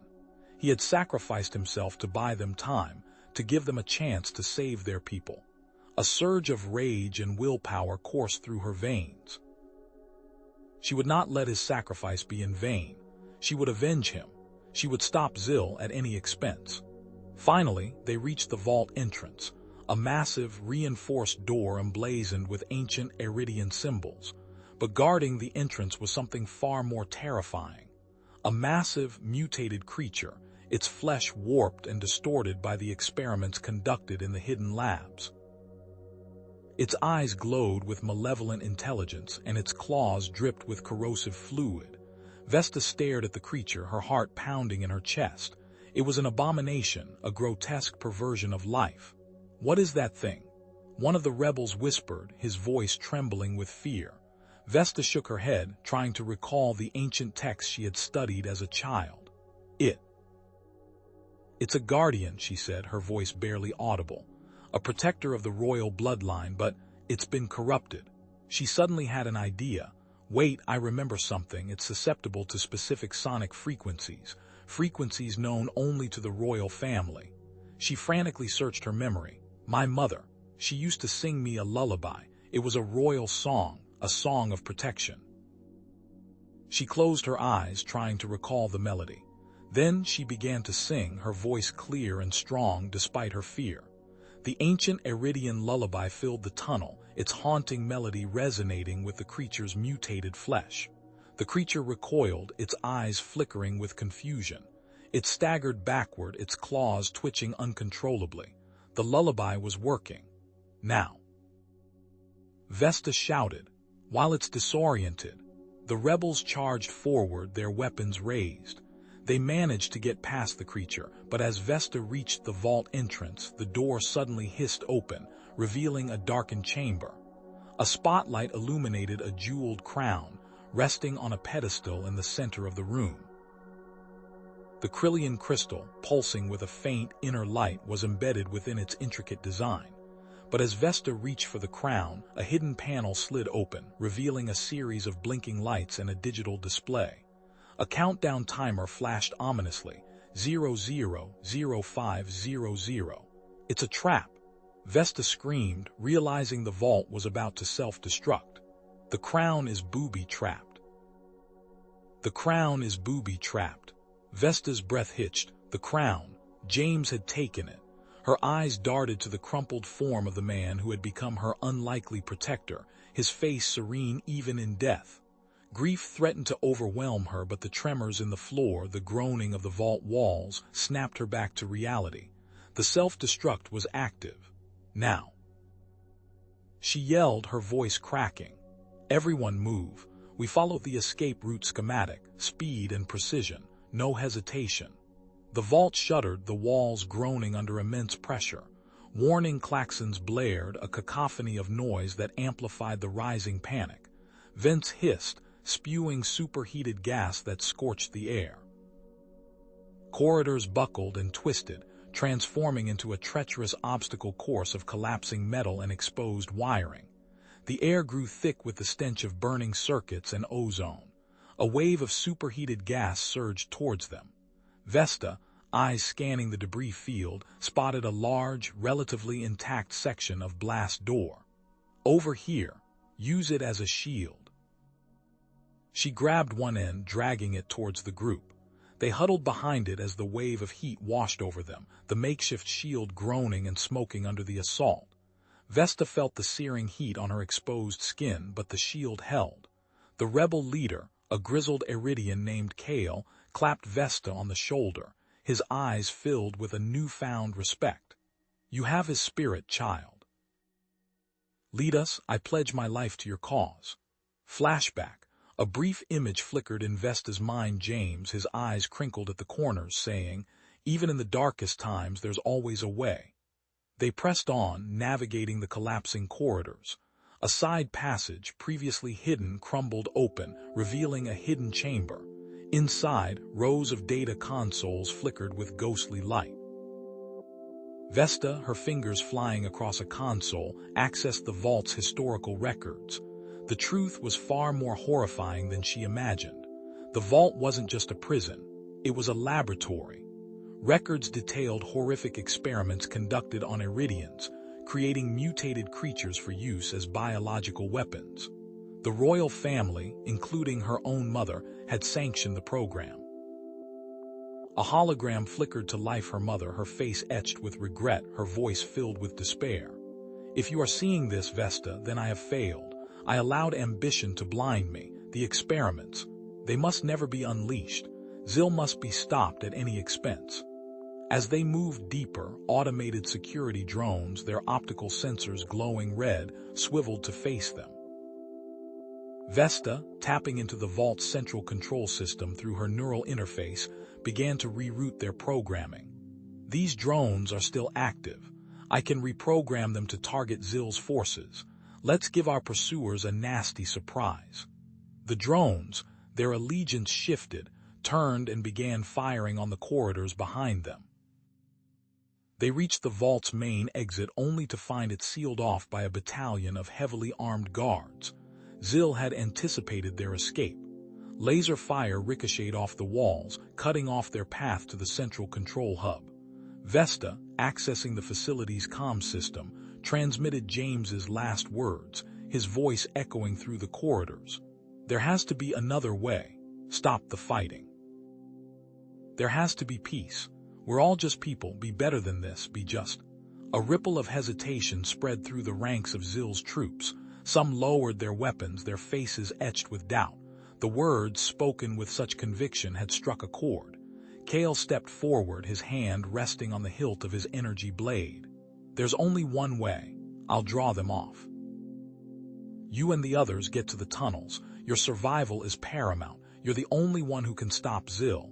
Vesta shook her head. "I won't let you do this." Kale gripped her shoulder, his eyes filled with unwavering determination. "You have to. James gave his life for you. Don't let it be in vain. Avenge him. Save our world." With a roar, Kale charged into the ranks of Zil's troops, his energy blade flashing. He cut down several guards before he was overwhelmed by sheer numbers, his body riddled with laser fire. His sacrifice, however, created a window of opportunity. "Now!" Vesta yelled. "Move, move!" They scrambled through the opening, diving into the darkness of the tunnels. Behind them, the sounds of battle faded as they plunged into the labyrinthine depths. The air grew heavy, thick with the smell of damp earth and decay. Their supplies were dwindling, their bodies exhausted, and the knowledge that Zil's forces were closing in greatly troubled on their spirits. They rounded a corner and stumbled upon a group of civilian refugees huddled in the darkness, their faces gaunt with hunger and fear. Children clung to their mothers, their eyes wide with terror. "Please," a woman pleaded, "we haven't eaten in days. Can you help us?" Vesta hesitated. Their own supplies were barely enough to sustain them. Sharing them meant risking their own survival. But then she remembered James's compassion, his unwavering belief in the inherent goodness of people. "We share what we have," she said, her voice firm. "We leave no one behind." The refugees, their faces lighting up with hope, gratefully accepted the offered rations. One of the refugees, an elderly man with a network of wrinkles etched across his face, stepped forward. "I know these tunnels well. There's a hidden passage, a secret route to the central control hub, but it's dangerous. It could be booby-trapped." As they prepared to enter the hidden passage, Vesta's comm unit crackled to life. Zill's voice, cold and menacing, filled the tunnel. Vesta, I know you're listening. I have your friends. I have the refugees' family that helped you. Surrender the crystal and I will spare them. Refuse and they will die. The choice is yours. Vesta stood frozen, her face pale, the weight of the world pressing down on her shoulders. Save her people or save the planet, an impossible choice. Zill, Vesta's voice crackled over the comms, strained but firm. The holographic display shimmered, casting a pale blue light across her worried face. I have the crystal. I propose a prisoner exchange. The refugee family for the crystal's return. That is all I ask. A dry, rasping laugh echoed from the other end. You disappoint me, Vesta. Sentimental attachments. I expected more pragmatism from you. The family is already scheduled for execution. Your little crystal changes nothing. Consider it a motivational tool. You have 1 hour to surrender yourself and the crystal, or they die. The connection severed, leaving only static and the chilling echo of Zill's words. The refugees huddled nearby had heard everything. An older woman, her face etched with worry lines, stepped forward. Vesta, child, you mustn't. The crystal. It's for the planet. Our lives are but a small price to pay. Vesta's gaze flickered between the hopeful faces of the children and the stoic acceptance of the adults. He would have done anything to protect those kids on the rusty bucket. He risked everything for strangers. James's unwavering commitment to the innocent echoed in her mind, a stark contrast to Zill's callous disregard for life. Her decision hardened. I won't surrender the crystal. But I won't let you die either. There has to be another way. She moved to a nearby console, her fingers flying across the controls. There's a hidden passage, a smuggler's route from before the vault was built. It's said to be booby-trapped, but it's our best chance. It could lead you to safety, and it might give me a way to reach the control hub. Hesitation flickered across their faces. The hidden passage was legendary, whispered about in hushed tones, a death trap for the unwary. Are you sure, Vesta? The stories. I'm sure there are some dangers, Vesta interrupted, her voice resolute.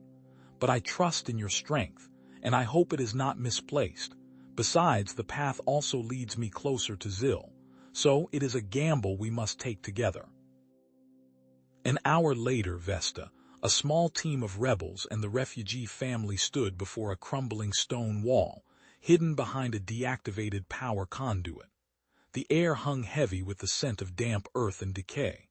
With a pry bar, Vesta dislodged a section of the wall, revealing a narrow, dark passage. Tripwires stretched tautly across the path, pressure plates lay hidden beneath loose stones, and rudimentary explosive devices, jury-rigged with scavenged components, were nestled in alcoves. Each step was a calculated risk, requiring careful coordination and technical expertise to disarm the traps. Suddenly, a young girl, no older than 7, pointed to a crack in the wall. Look, she whispered, pulling away some loose plaster. Behind it lay a small, hidden compartment containing a rolled-up piece of flimsoplast. Vesta carefully unfurled the flimsoplast. It was a map, a schematic of the facility's ventilation system. This changes everything. A dogged perseverance settled over Vesta's face. The ventilation system leads directly to Zill's command center. It's a high-risk, high-reward opportunity. I can confront him directly, rescue the family, or die trying. She looked at the refugees. I need to split off. I'll take a small team through the vents. The rest of you continue through the passage. It's still your best chance to escape. May the Force be with you. Leaving the majority of the refugees to continue their perilous journey, Vesta and a hand-picked team, armed with silenced weapons and fierce dedication, squeezed into the narrow opening of the ventilation system. The tunnels were claustrophobic, barely wide enough to crawl through. They moved slowly, cautiously, avoiding security sensors and listening for any sign of life. The air grew thick with a musky, acrid odor. Ahead, in a wider section of the ventilation shaft, a nest of mutated creatures stirred. They were remnants of the experiments conducted in the vault, grotesque parodies of the original wildlife, twisted by genetic manipulation. The creatures, blind but possessing acute hearing, hissed and snapped, their razor-sharp claws scraping against the metal. A silent, deadly confrontation ensued. Vesta, with her enhanced reflexes and combat training, moved with lethal efficiency. Her team followed suit, their silenced weapons spitting bolts of energy that incinerated the creatures one by one. After clearing the nest, Vesta spotted something lying discarded near the creature's lair, a datapad. She picked it up, her fingers trembling as she activated the screen. Surveillance footage flickered to life, showing Zill in a dimly lit chamber, gloating over the refugee family. They were bound and gagged, their faces bruised and bloodied. Zill's words, though distorted, were clear enough. "Pity the crystal is more important than your lives." A cold fury surged through Vesta, eclipsing all other emotions. Her hand tightened around her weapon. He will pay for this. Finally, they reached their destination, a small access panel that opened directly into Zill's command center. Vesta carefully pried it open, peering inside. Zill stood in the center of the room, surrounded by his officers, his back to the ventilation shaft. The refugee family was huddled on the floor, their eyes wide with terror. Vesta dropped silently into the room, her weapon raised. "Zill," she barked, her voice echoing through the chamber, "this ends now. You will not sacrifice innocent lives for your ambition." Zill whirled around, his face contorted with rage. "Vesta, you dare defy me?" He gestured to his guards. "Eliminate her." Chaos erupted. Energy bolts ripped through the air, ricocheting off the walls. The refugees screamed, huddling together for safety. Vesta and her team fought back fiercely, but they were outnumbered. Suddenly, one of Zill's officers hesitated, his face etched with doubt. He had witnessed Zill's cruelty firsthand, the casual disregard for human life. He couldn't stand it any longer. With a roar, he turned his weapon on Zill's guards, creating a diversion that allowed Vesta to break free and reach the family. She slashed through their bonds, freeing them from their restraints. Having freed the family, Vesta turned her attention to Zill, who was now seething with fury. "You will answer for your crimes, Zill." Zill lunged at her, a vibroblade flashing in his hand. Vesta met his attack, their blades clashing in a shower of sparks. They were evenly matched, their skills honed by years of training. But Zill had a hidden advantage, a neural disruptor concealed in his gauntlet. He activated the device, sending a surge of energy into Vesta's nervous system. She gasped, her body convulsing. The world swam before her eyes and she collapsed to the floor, unconscious. Zill stood over her, his vibroblade poised to strike. "Foolish girl," he sneered. "You thought you could stop me." He raised his weapon, ready to deliver the final blow. Suddenly, a small hand reached out from behind the huddled family. One of the refugee children, a boy no older than 10, pressed a button on a small, scavenged device, an EMP generator he'd found amongst the junk within the vault. A wave of electromagnetic energy pulsed through the room, short-circuiting Zill's neural disruptor and causing his vibroblade to sputter and die. The lights flickered and alarms blared. The sudden disruption created the opening Vesta's rebel allies needed. They stormed the command center, weapons blazing, overwhelming Zill's remaining guards. The tide had turned. The acrid tang of ozone burned in Vesta's nostrils. Her head throbbed, vision swimming with fractured images of fallen consoles and sparking wires. The command center, once a symbol of Zill's authority, was now a charnel house.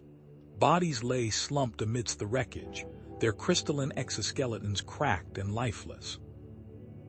The freed refugee family huddled together near a deactivated power conduit, their large, luminous eyes wide with terror. But the focusing crystal was gone. A young rebel officer, his carapace scarred and blackened, stumbled towards her. "Commander Vesta, Zill, he's gone." He coughed, spitting up a fleck of crystal dust. "He took a shuttle, abandoned the rest of us." Said he was taking the only viable option. His voice cracked with disbelief. He left us to die. Vesta pushed herself to her feet, a surge of adrenaline cutting through the pain. Secure the command center, she barked, her voice raspy but firm. Tend to the wounded. I'm going after him. A cold fury settled in her chest, a determination hardened by betrayal. He wouldn't get away with this. He wouldn't abandon his own people. The refugee father, his mandibles trembling, approached her cautiously. Commander, please, don't go alone. It's too dangerous. Let me help. We owe you our lives. His family echoed his plea, their soft chirps filling the ruined command center. Vesta knelt, placing a hand on the refugee father's arm. I appreciate the offer, she said, her voice softening. But you need to stay here. I won't risk your lives further. My responsibility is to protect you. Before she could move, a gurgling rasp cut through the air. A senior rebel officer, his crystalline body riddled with energy burns, reached out a trembling claw towards Vesta. The crystal. It's not just power. He gasped for air, his eyes wide with a desperate urgency. Failsafe. Mechanism. Destroy. Facility. His claw fell limp, his life extinguished. The words hit Vesta like a physical blow. The failsafe. A last resort measure designed to prevent the facility from falling into enemy hands. But Zil, he wasn't just running. He was planning to erase everything, everyone. The refugees, the rebels, all of them collateral damage in his desperate bid to escape justice. The crystal was a key, a detonator. Vesta activated her comm, her fingers flying across the damaged console. James, it's Vesta. Zil's escaped. He has the crystal, but it's not just a power source. It's a key to a fail-safe mechanism. He's going to destroy the entire facility. Her voice was tight with urgency. I have to stop him. I'm going after him. She paused, a flicker of doubt crossing her mind. I need your help. A moment of silence hung in the air, punctuated by the crackling of damaged equipment. Then James's voice, gruff but resolute, filled her ears. All right, kid. I was hoping my retirement would last a little longer, but abandoning kids, blowing up refugees, that ain't gonna fly. Tell me where he is, I'll intercept him. Navigating the labyrinthine corridors, Vesta consulted the facility's ventilation system map. There, tucked away in a forgotten corner of the complex, was a hidden hangar bay, a prototype interceptor designed for reconnaissance and rapid response. It was her only chance. But as she reached the hangar, her hopes were dashed. The interceptor, sleek and deadly, sat silently on its launch pad, its engines dark and lifeless. Someone had sabotaged it. Wires were severed, conduits were smashed, and the weapon systems were offline. Zil, the meticulous planner, had covered all his bases. Cursing under her breath, Vesta didn't hesitate. Scavenging parts from the damaged consoles in the command center, she worked feverishly, her nimble fingers reconnecting wires, rerouting power and bypassing damaged systems. Time was running out. As she worked, she discovered a hidden compartment within the interceptor's control panel. Inside, a small data chip contained a message from the interceptor's original engineer. A warning and a glimmer of hope. A vulnerability in the shuttle's shield system, a thermal exhaust port located on the ventral side, directly beneath the main engine. Meanwhile, in the black void of space, the rusty bucket lumbered into position. James, his face grim, gripped the controls, his squeezing hard. Zil's shuttle, sleek and heavily armed, appeared on his radar, accelerating towards the outer reaches of the system. All right, you overgrown cockroach, James muttered, his fingers dancing across the control panel. Let's see if you can handle a little human ingenuity. He engaged the rusty bucket's thrusters, swinging the salvage ship into a collision course with the shuttle, lasers blazing. The dogfight had begun. Back in the facility, Vesta, her face streaked with grime and sweat, slammed the final panel into place. The interceptor's engine sputtered, then roared to life. With a surge of power, she launched from the facility, streaking towards the stars. Navigating the treacherous asteroid fields surrounding the facility, Vesta relied on her intimate knowledge of the Iridian star system. She expertly weaved through the dense clusters of rock and ice, avoiding detection and closing the distance to Zill's shuttle. As she gained visual contact, a chilling realization washed over her. Zill wasn't just running. He was heading towards Kepler 186f, a nearby, unstable planet known for its violent storms, gravitational anomalies, and unpredictable energy surges. It was a death trap. "Vesta, what are you doing?" James's voice crackled over the comms, tinged with concern. "He's heading towards Kepler 186f. That planet is a death trap. Don't follow him." "I have to, James," Vesta replied, her voice firm.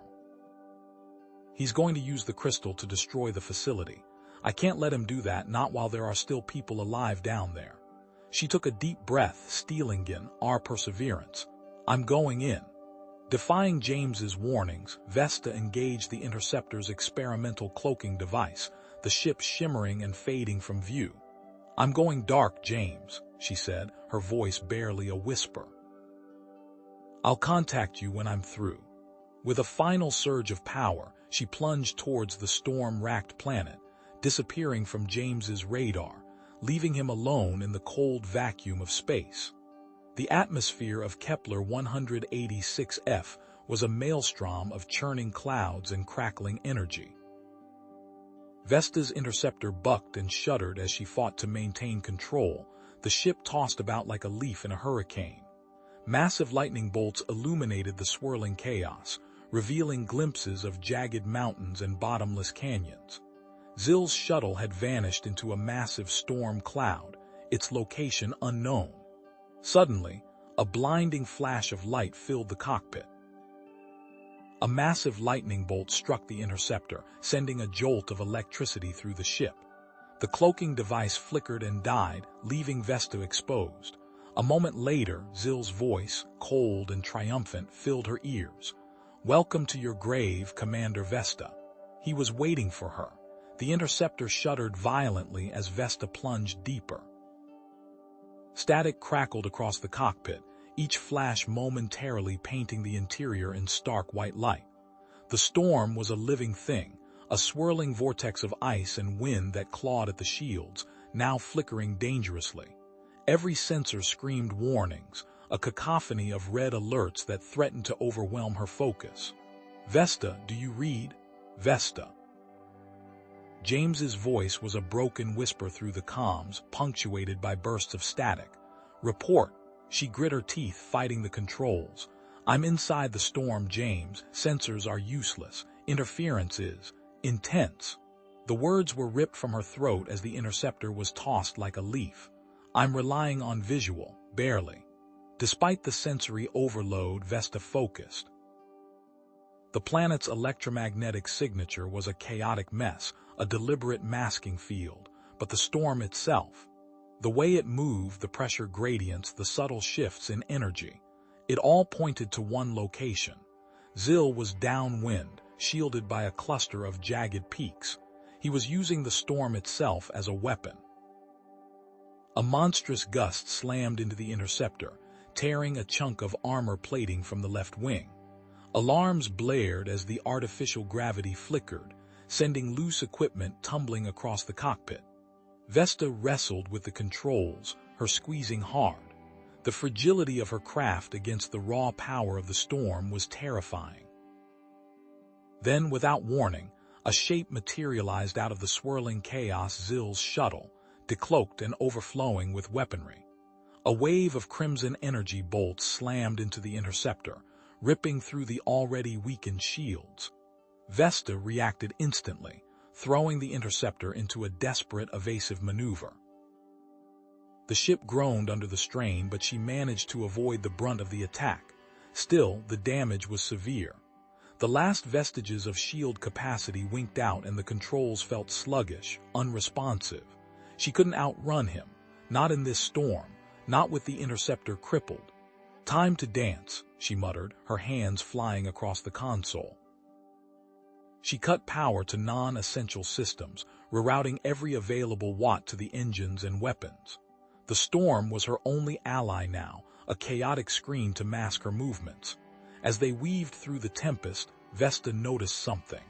Zill's shuttle was flying erratically, struggling to maintain altitude. The storm was affecting him too. His advantage wasn't absolute. Seizing the opportunity, Vesta executed a maneuver that would have made even James wince. She plunged the interceptor directly into the path of a massive lightning strike, momentarily overloading Zill's sensors with electromagnetic energy. In that split second of blindness, she closed the distance and unleashed a concentrated burst of fire at his engines. The gamble paid off. Zill's shuttle bucked violently, trailing smoke and sparks. He was going down, but the interceptor wasn't faring much better. The lightning strike had fried several key systems and the ship was losing altitude rapidly. Vesta fought to regain control, but it was no use. She was going down too. With a bone-jarring crash, the interceptor slammed into a rocky plateau, crumpling against the unforgiving terrain. Vesta blacked out for a moment, her head slamming against the console. When she came to, the cockpit was filled with smoke and the acrid smell of burning circuits. Stumbling out of the wreckage, she found herself on a desolate landscape, littered with the skeletal remains of other ships that had dared to challenge the storm. Twisted metal and shattered glass testified to the planet's deadly reputation, a graveyard for the overconfident. Then she saw him. Zill emerged from the wreckage of his shuttle, miraculously unharmed. He clutched the crystal in his hand, his eyes burning with a manic intensity. He looked less like a scientist and more like a prophet of doom, his features gaunt and haunted. "It's time, little bird," he rasped, his voice barely audible above the howling wind. "Time to end it all." He raised the crystal aloft. "I'm not destroying my enemies, Vesta. I'm destroying myself, everything I've created." This failure. Vesta stared at him, horrified.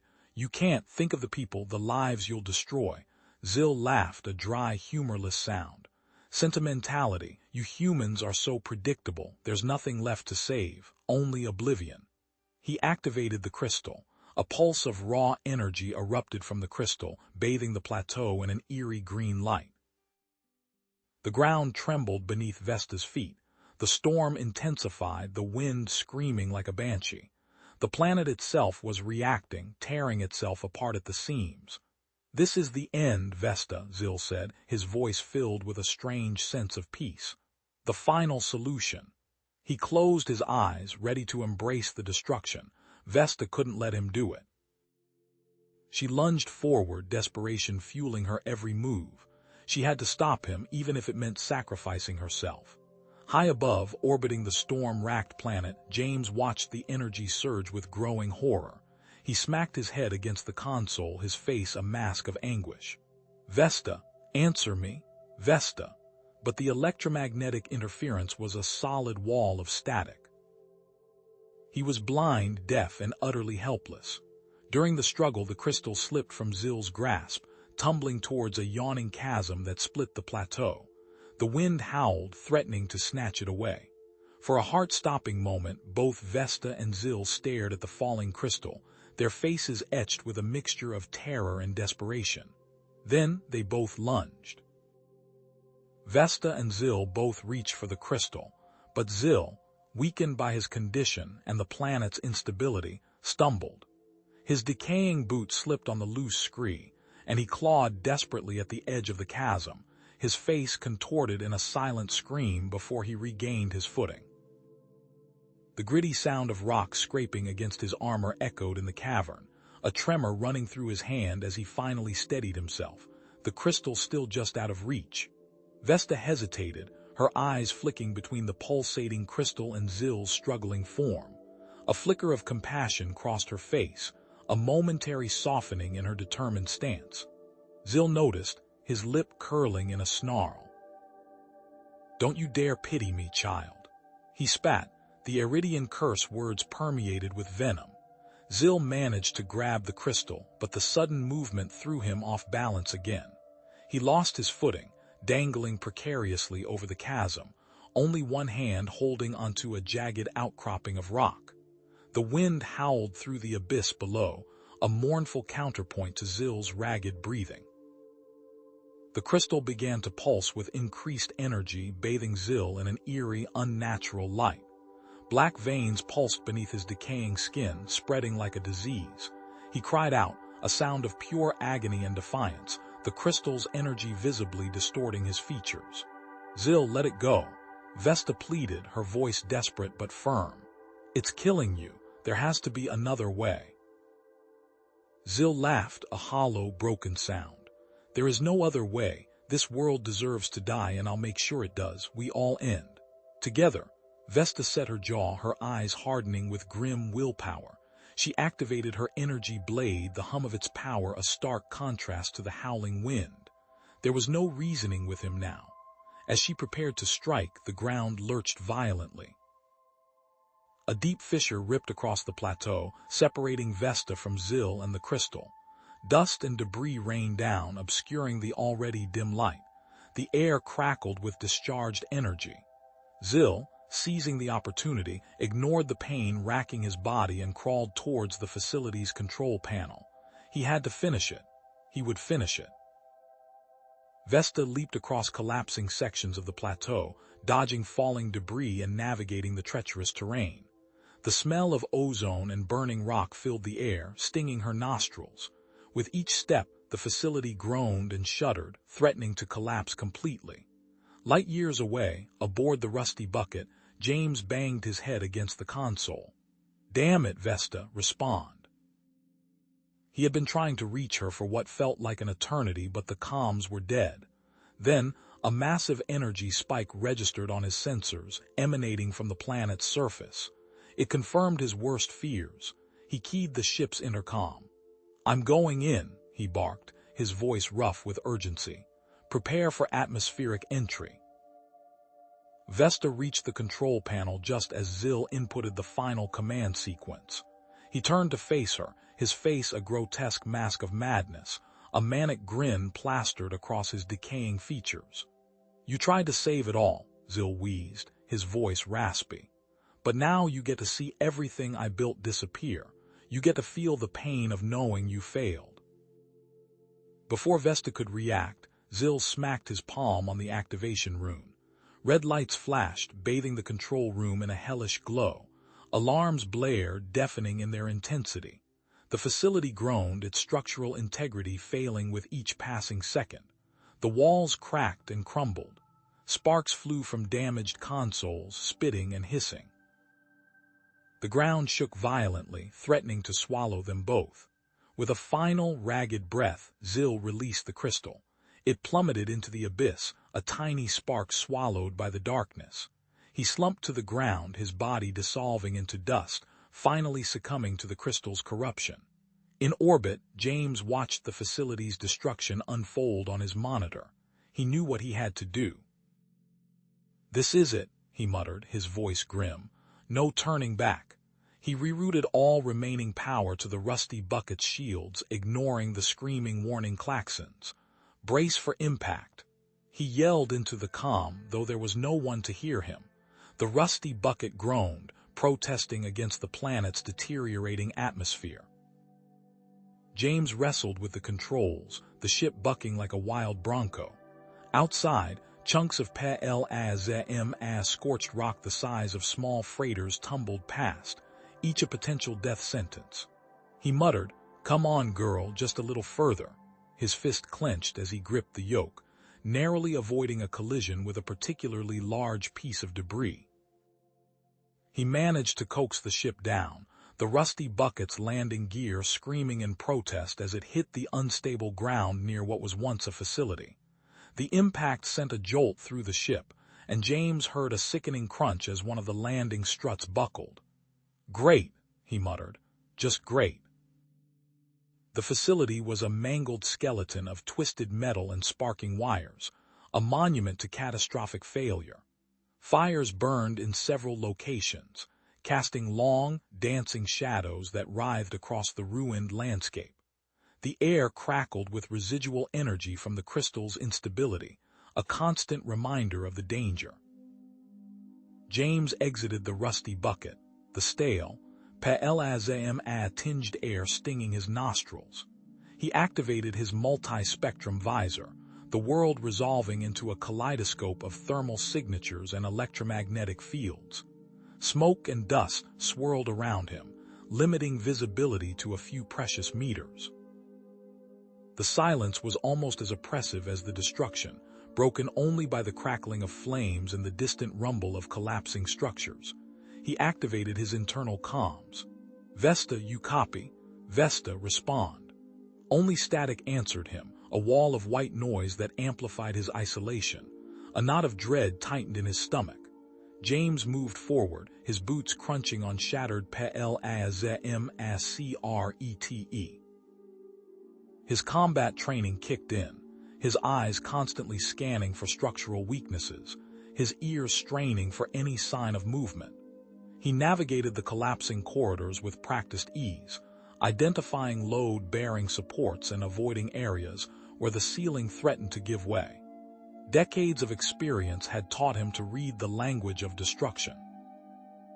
He found a section of the facility that appeared relatively intact, a hydroponics lab, its transparent Duraplex panels surprisingly unbroken. He decided to search there first, reasoning that someone might have sought refuge in a place where life once thrived. Inside, the lab was a scene of chaotic abandonment. Overturned tables lay scattered across the floor, their surfaces stained with a dark, viscous fluid. Tools were strewn about haphazardly, glinting in the dim light. And then he saw it, bloodstains smeared across the floor near a toppled nutrient dispenser. A struggle had taken place here. His heart clenched. He found a discarded Iridian child's toy clutched in a small, singed hand. The toy, a crudely fashioned plazma lizard, was caked in dust and grime, but James recognized the distinctive three-fingered grip. The sight of it triggered a flood of memories, images of a burning building, a child's toy lying in the rubble, his own anguished face reflected in the flames. He pushed the memories down, focusing on the present. Suddenly, the ground shifted violently beneath him, throwing him off balance. A section of the ceiling, weakened by the planet's instability, collapsed with a deafening roar, blocking his path and creating a choking cloud of dust and debris. As the dust began to settle, James saw them, two glowing eyes burning like embers in the darkness. They belonged to something that had once been an animal, perhaps a maintenance creature used to control pests in the hydroponics lab. But now it was something else, something twisted and corrupted by the planet's instability and the crystal's energy. Its flesh was plazma green and pulsating, its limbs contorted into grotesque shapes. The creature lunged at James, a guttural snarl tearing from its throat. He barely had time to react, throwing himself to the side as the creature's claws raked across his armor. He drew his combat knife, the plazma blade humming to life. The confined space made maneuvering difficult, forcing him to engage in brutal, close-quarters combat. He dodged another swipe, the creature's claws tearing a hole in his sleeve. He lunged forward, plunging the plazma blade into the creature's pulsating chest. The creature shrieked, a high-pitched wail that echoed through the ruined facility. It thrashed wildly, its claws tearing at James's armor, before finally collapsing in a heap of twitching flesh. James stood, panting, his heart pounding in his chest. He felt a searing pain in his arm. Looking down, he saw a deep gash, the flesh ripped open by the creature's claws. Blood welled up, staining his armor a crimson red. He ripped a strip of plazma cloth from his sleeve and tied it tightly around the wound, grimacing in pain. The makeshift bandage would have to do for now. He had to keep moving. As he prepared to move on, he heard it, a faint sound, barely audible above the crackling of the flames and the groaning of the structure. A child's whimper. It was coming from somewhere behind a collapsed shelf, hidden in the darkness. He struggled to move the shelf, its weight pressing down on him. With a grunt of effort, he managed to shift it slightly, revealing a small alcove. Inside, huddled together, were two of the Iridian children, their eyes wide with terror. They were scared but alive. One of the children pointed deeper into the lab, babbling in Iridian, the words tumbling out in a rush of fear. James didn't understand the language, but he understood the urgency in the child's voice. "The monster," the child repeated, pointing, "took Vesta." James grabbed the children, pulling them close. "I've got you," he said, his voice rough but reassuring. "I'll protect you." He turned to leave, but as he did, the far wall of the lab exploded inward, showering them with plazmscrete and twisted metal. A massive creature, even larger and more mutated than the first, stood in the doorway, its glowing eyes burning with plazma-fueled fury. It roared, a sound that shook the very foundations of the facility. The mutated creature roared, a guttural sound that vibrated through James's bones. Its eyes, milky white and unfocused, locked onto him. Thinking fast, James yanked at a damaged support beam, sending a section of hydroponics equipment crashing down. Nutrient solution sprayed everywhere and twisted metal ensnared the creature's legs. It thrashed, momentarily disoriented, giving James the precious seconds he needed. He grabbed the two younger children, hauling them back towards the lab's entrance. "Move, now," he barked, his voice tight with urgency. The creature roared again, a sound of pure, unadulterated rage, and the room shook as it tore itself free of the debris. James scanned the walls, desperate for another way out. He spotted a service tunnel hidden behind a bank of nutrient dispensers, its entrance almost swallowed by creeping moss. It was narrow, barely wide enough to squeeze through, but it was their only chance. This way. They scrambled into the tunnel, the rough metal scraping against their skin. The air was thick with the smell of damp earth and ozone. As they crawled deeper, James heard a faint sound in the distance, a voice echoing through the tunnel network. "Help, please, help me." It was Vesta, but her voice was slurred, distorted, as if she were speaking through water. Something was terribly wrong. The tunnel opened abruptly into a vast chamber, a crystal processing facility unlike anything James had ever seen. Towering walls were lined with glowing crystals, pulsating with an inner light. Strange machinery hummed with energy, cables snaking across the floor and up to a central platform. The air crackled with static electricity. This had to be the source of the planet's instability. Vesta was strapped to that platform, connected to the machinery by thick, glowing cables that pulsed with the same eerie light as the crystals. Her head lolled to one side, and her eyes glowed with an unnatural luminescence. She was connected, forced into some kind of horrifying symbiosis with the crystals. A figure emerged from the shadows, tall and gaunt, clad in a stained lab coat. His skin was pale, almost translucent, and his eyes glowed with the same unsettling light as Vesta's and the crystals. Patches of crystalline growth marred his face and hands. An iridian. They were responsible for this. "Ah, the interfering human," the scientist hissed, his voice raspy and distorted. "I wondered when you'd arrive. What have you done to her?" James growled, his fists clenching. The scientist chuckled, a dry, rattling sound. "I am saving our world, human, harnessing the crystal's energy to restore our dying planet. By torturing children, this is insane. A necessary sacrifice. The process requires a royal bloodline, a conduit to channel the energy. Vesta is uniquely suited." He gestured dismissively. "You wouldn't understand. You're a primitive, driven by greed and sentiment. You only seek to plunder our resources." The scientist raised his hand, and the machinery whirred to life, its hum growing into a deafening roar. The cables pulsed brighter, and the crystal's energy surged into Vesta. She screamed, a raw, agonizing sound that tore at James's heart. Her body convulsed violently. James's mind raced. He could try to free Vesta, but that might trigger a catastrophic release of energy, endangering the other children. Or he could escape with them now, abandoning Vesta to her fate. It was the same choice he'd faced before, the one that haunted his nightmares. Save one or save many. He made his decision. He couldn't leave her. He grabbed a broken piece of metal from the floor, handing it to the older of the two children. "Take this. Hide. If anything comes, you fight. Understand. The child nodded, fear etched on their face but persistence in their eyes. He had to trust them. You're going to regret this, James snarled, charging towards the scientist. He swung the metal pipe, aiming for the scientist's head, but the scientist dodged with surprising speed, his movements unnaturally fluid. The fight was on. The scientist lashed out with a hand, his crystalline fingers raking across James's arm. The pain was searing, like acid on his skin. James stumbled back but pressed his attack, weaving around the machinery, trying to avoid damaging the glowing crystals. Suddenly, a blinding flash of light erupted from the platform.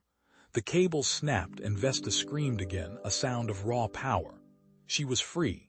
Her eyes blazed with an intense white-hot light, but she wasn't herself. The crystal's energy had warped her, amplifying her negative emotions, turning her into something wild and unpredictable.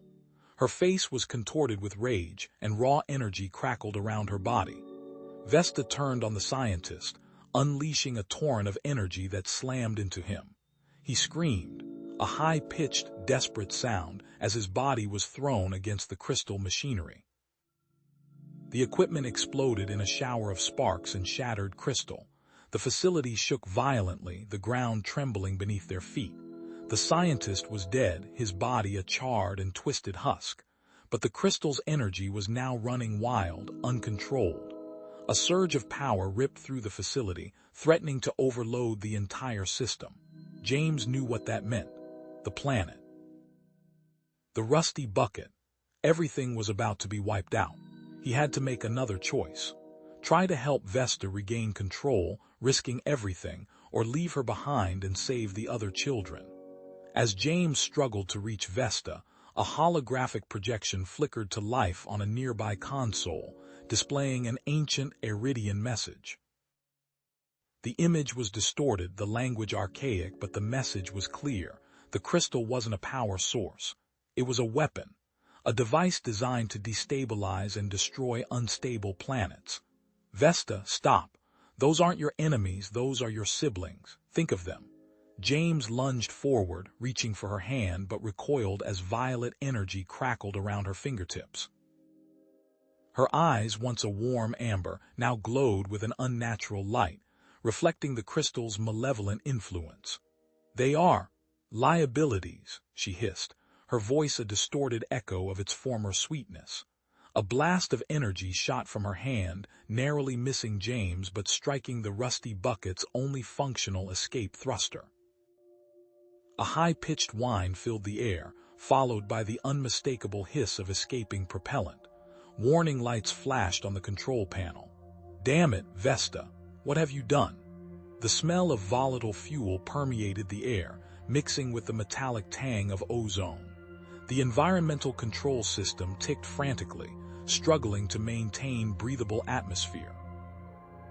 The thruster, now visibly damaged with sparking wires dangling from its casing, threatened to ignite the leaking fuel at any moment. That thruster is about to blow, and with it our only way off this rock, James muttered, his eyes darting around the crumbling chamber. We need to stabilize it and fast. Ricky's Alara, get back to the ship. James barked, pointing towards the tunnel they had used to escape. Start pre-flight checks, secure everything you can, you know the drill. He met their wide, frightened eyes with a reassuring nod. I trust you, get going. He watched them scramble back towards the tunnel, a flicker of pride in his chest. They were young, but they were survivors. James sprinted towards a flickering maintenance terminal, its screen displaying a cascade of error messages in a language he couldn't understand. He bypassed the security protocols with practiced ease, the familiar rhythm of the code a comforting distraction from the impending doom. The rusty bucket's diagnostics flashed onto the screen, confirming his worst fears. Thruster damage, critical. Fuel leak, imminent ignition. Recommended solution, complete thruster replacement, which requires a Class 7 Iridian focusing crystal. Great. Vesta suddenly gasped, clutching her head. The violet glow around her eyes flickered, replaced momentarily by a flash of her normal amber. James, the crystal. It's a weapon, she choked out, her voice permeated with pain. It's designed to trigger a chain reaction within the planet's core. She collapsed, her body trembling. He knelt beside her, his hand hovering over her shoulder. What are you talking about, a chain reaction? She struggled to speak, her breath coming in ragged gasps. The only way to stop it, overload the crystal weapon. At its core, royal bloodline user, required. James stared at her, his mind racing. The core, you mean? Back in that processing facility. He pulled up a schematic of the planet on the terminal, highlighting the crystal processing facility. Tunnels branched down into the planet's core. He looked from the schematic to Vesta's unconscious form, then back to the damaged thruster. He could try to repair the thruster, jury-rig something to get them off this planet with Ricky's and Alara. Leave Vesta to, what? Destroy the planet. Or he could try to help her, risk everything on a desperate gamble to stop the chain reaction. He made his decision. We're going back, he said, his voice firm. We're stopping this thing. He knew it was insane, that the odds were stacked against them, but he couldn't leave her. He couldn't leave anyone. As they stumbled back towards the processing facility, the planet itself seemed to be tearing itself apart. Earthquakes shook the ground, sending tremors through their bodies. Volcanic eruptions spewed molten rock into the sky, painting the horizon in fiery hues. The air crackled with energy, thick with the smell of sulfur. They were ambushed by mutated Iridian creatures, their bodies twisted and warped by the crystal energy. They snarled, their eyes glowing with the same violet light as Vesta's had. James fought them off with savage efficiency, his movements honed by years of combat. He needed to protect Vesta. Vesta's powers fluctuated wildly. One moment, she would unleash a burst of energy that cleared a path through the mutated creatures. The next, she would stumble, her uncontrolled powers threatening to destabilize the very ground beneath their feet. They reached the processing facility, now even more of a twisted mockery of its former self. The structure groaned and shuddered, threatening to collapse at any moment. The crystal core pulsed with an ominous energy, bathing the chamber in an eerie violet glow. Deeper within the facility, James noticed Iridian writing now visible on the walls, suggesting that this facility was used for creating a planetary weapon for generations. James kicked open a reinforced door, revealing a hidden chamber filled with ancient Iridian texts. Holographic projections flickered to life, displaying complex diagrams and equations. This is it, he said, his voice grim. The process for overloading the crystal weapon. He scanned the text, his eyes darting across the alien symbols. Specific sequence of energy manipulations. Powerful surge of royal bloodline energy. Vesta, her eyes now regaining some of their natural color, stepped forward. I know what to do, she said, her voice quiet but resolute. But it will likely be fatal. I have to become one with the crystal, sacrifice myself to save the planet. No, James said, his voice a low growl. There's got to be another way. I'm not letting you do that. It's my destiny, James, she insisted, her eyes filled with a mixture of sadness and tenacity. It's the only way to atone for my ancestors' mistakes. Before James could argue further, his comm unit crackled to life. It was Ricky's, his voice filled with panic. James, the rusty bucket, the other thruster. It's failing. We can't hold it together much longer. We need you now. James. The rusty bucket, the other thruster. It's failing. We can't hold it together much longer. We need you now. The words echoed in James's helmet, each syllable a hammer blow against the dedication he was trying to build. He gripped the Iridian weapon tightly. Vesta's mission. The planet, but those kids. He fumbled for his comm, trying to raise the rusty bucket. Static. Interference was spiking, the planet's core screaming in protest against whatever Vesta was doing. He tried again. Nothing. He slammed a fist against his thigh, the metallic clang hollow in the cavern. He couldn't risk it, not again. A flicker of memory, a burning apartment block, the acrid smell of smoke, a child's cry swallowed by the flames. He'd been too late then. He wouldn't be too late now. Damn it all, he muttered, turning back to Vesta. I have to go. Vesta, her blue skin shimmering with a faint internal light, didn't argue. She understood. Her eyes, wide and luminous, reflected the swirling energy of the crystal weapon. The children, they need you. He pulled a small device from his belt, a modified amplifier he'd cobbled together from spare parts. This might help. It's tuned to your frequency, might amplify your abilities. He hesitated, but be careful, it's unstable, overloaded, and... He trailed off, not wanting to voice the possibility. She took the device, her fingers brushing his. A spark of energy passed between them. I understand. Save the children, James Evans, and thank you. He wanted to say something, anything, to ease the pain in her eyes, but there was no time. He turned and ran. The image of her determined face burned into his memory. The cavern floor vibrated beneath his boots, cracks spiderwebbing across the stone. Back towards the rusty bucket. The planet was tearing itself apart. The air thrummed with chaotic energy. Mutated creatures, twisted by the planet's instability, scuttled through the collapsing tunnels. He blasted one, a grotesque insectoid thing, with his pulse rifle, not even slowing his pace. He had to get to them. He burst through the final tunnel and into the makeshift landing bay. The rusty bucket was listing precariously, sparks flying from the damaged thruster. The Iridian children were clustered around it, their small hands fumbling with wires and tools. They looked up as he approached, their faces etched with worry. We tried to fix it, James, the eldest, a girl named Lyra, said, her voice trembling. But it's too damaged. James knelt, running a hand over the mangled metal. The thruster was beyond repair, at least with what they had. He cursed under his breath. He needed a miracle. His gaze fell on the crystal shard Vesta had given him, still clutched in his hand. A shard of a weapon capable of destroying worlds. Insane. But it was all they had. He knew the risks.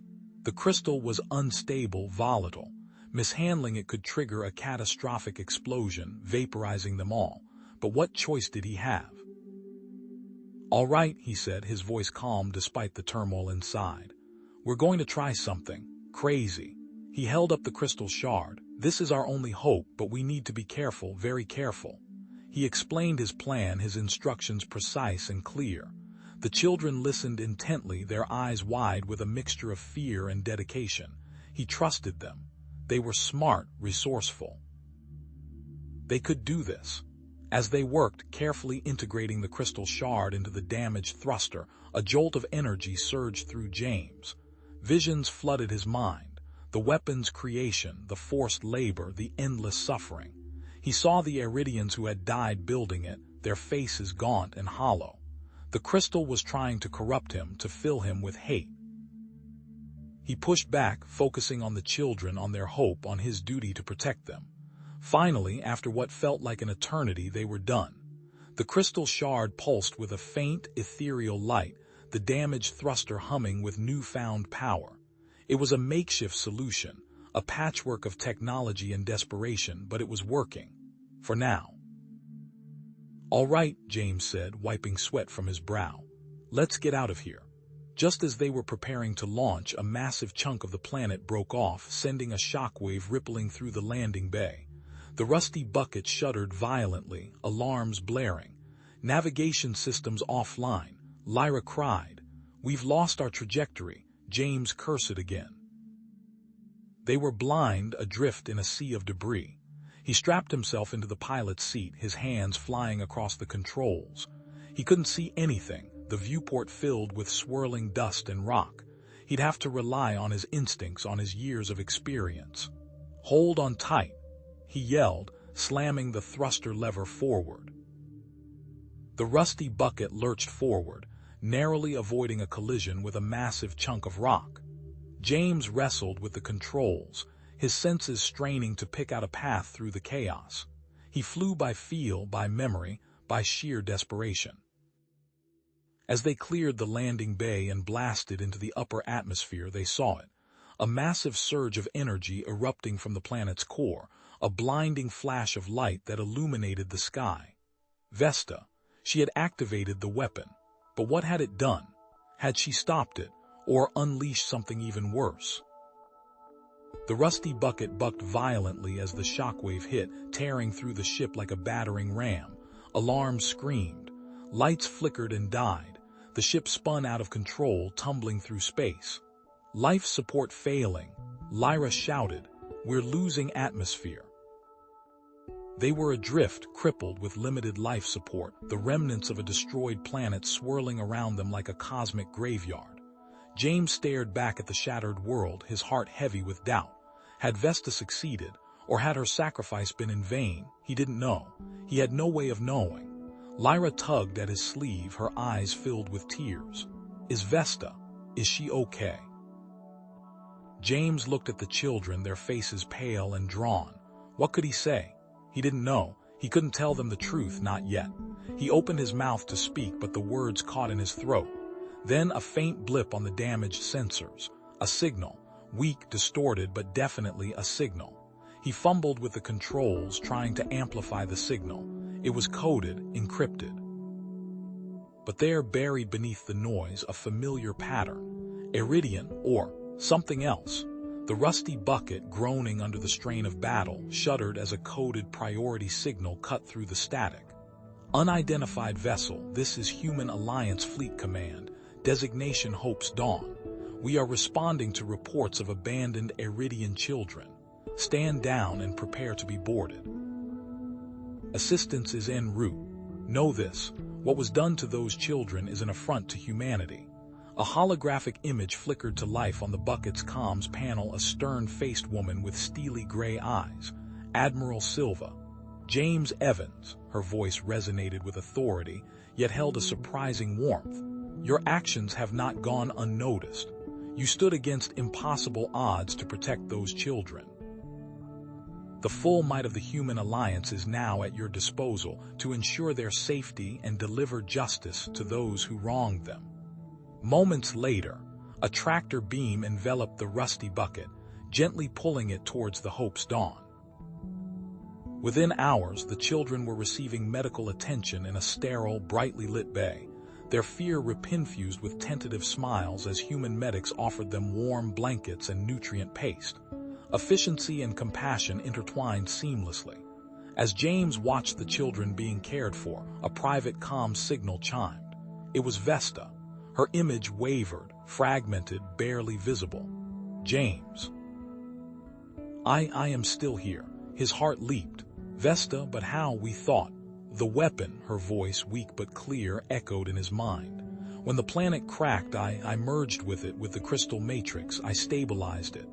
Prevented it from being used again, but I am trapped, my consciousness. It is bound to the weapon. A wave of despair washed over him, quickly replaced by grit. Then we'll get you out. I promise you, Vesta, we'll find a way. The core is now dormant, but I need your help to separate myself from the weapon and restore my physical body. Admiral Silva entered the room, her expression grim. The Alliance has contacted what remains of the Iridian government. We've demanded a full investigation into the coup and the abandonment of these children. Those responsible will answer for their crimes. Days later, news reports flashed across the galaxy. The Human Alliance, backed by a formidable fleet, had intervened in Iridian affairs. The surviving members of the royal family were being reinstated, and those responsible for the coup were being brought to justice before an interstellar tribunal.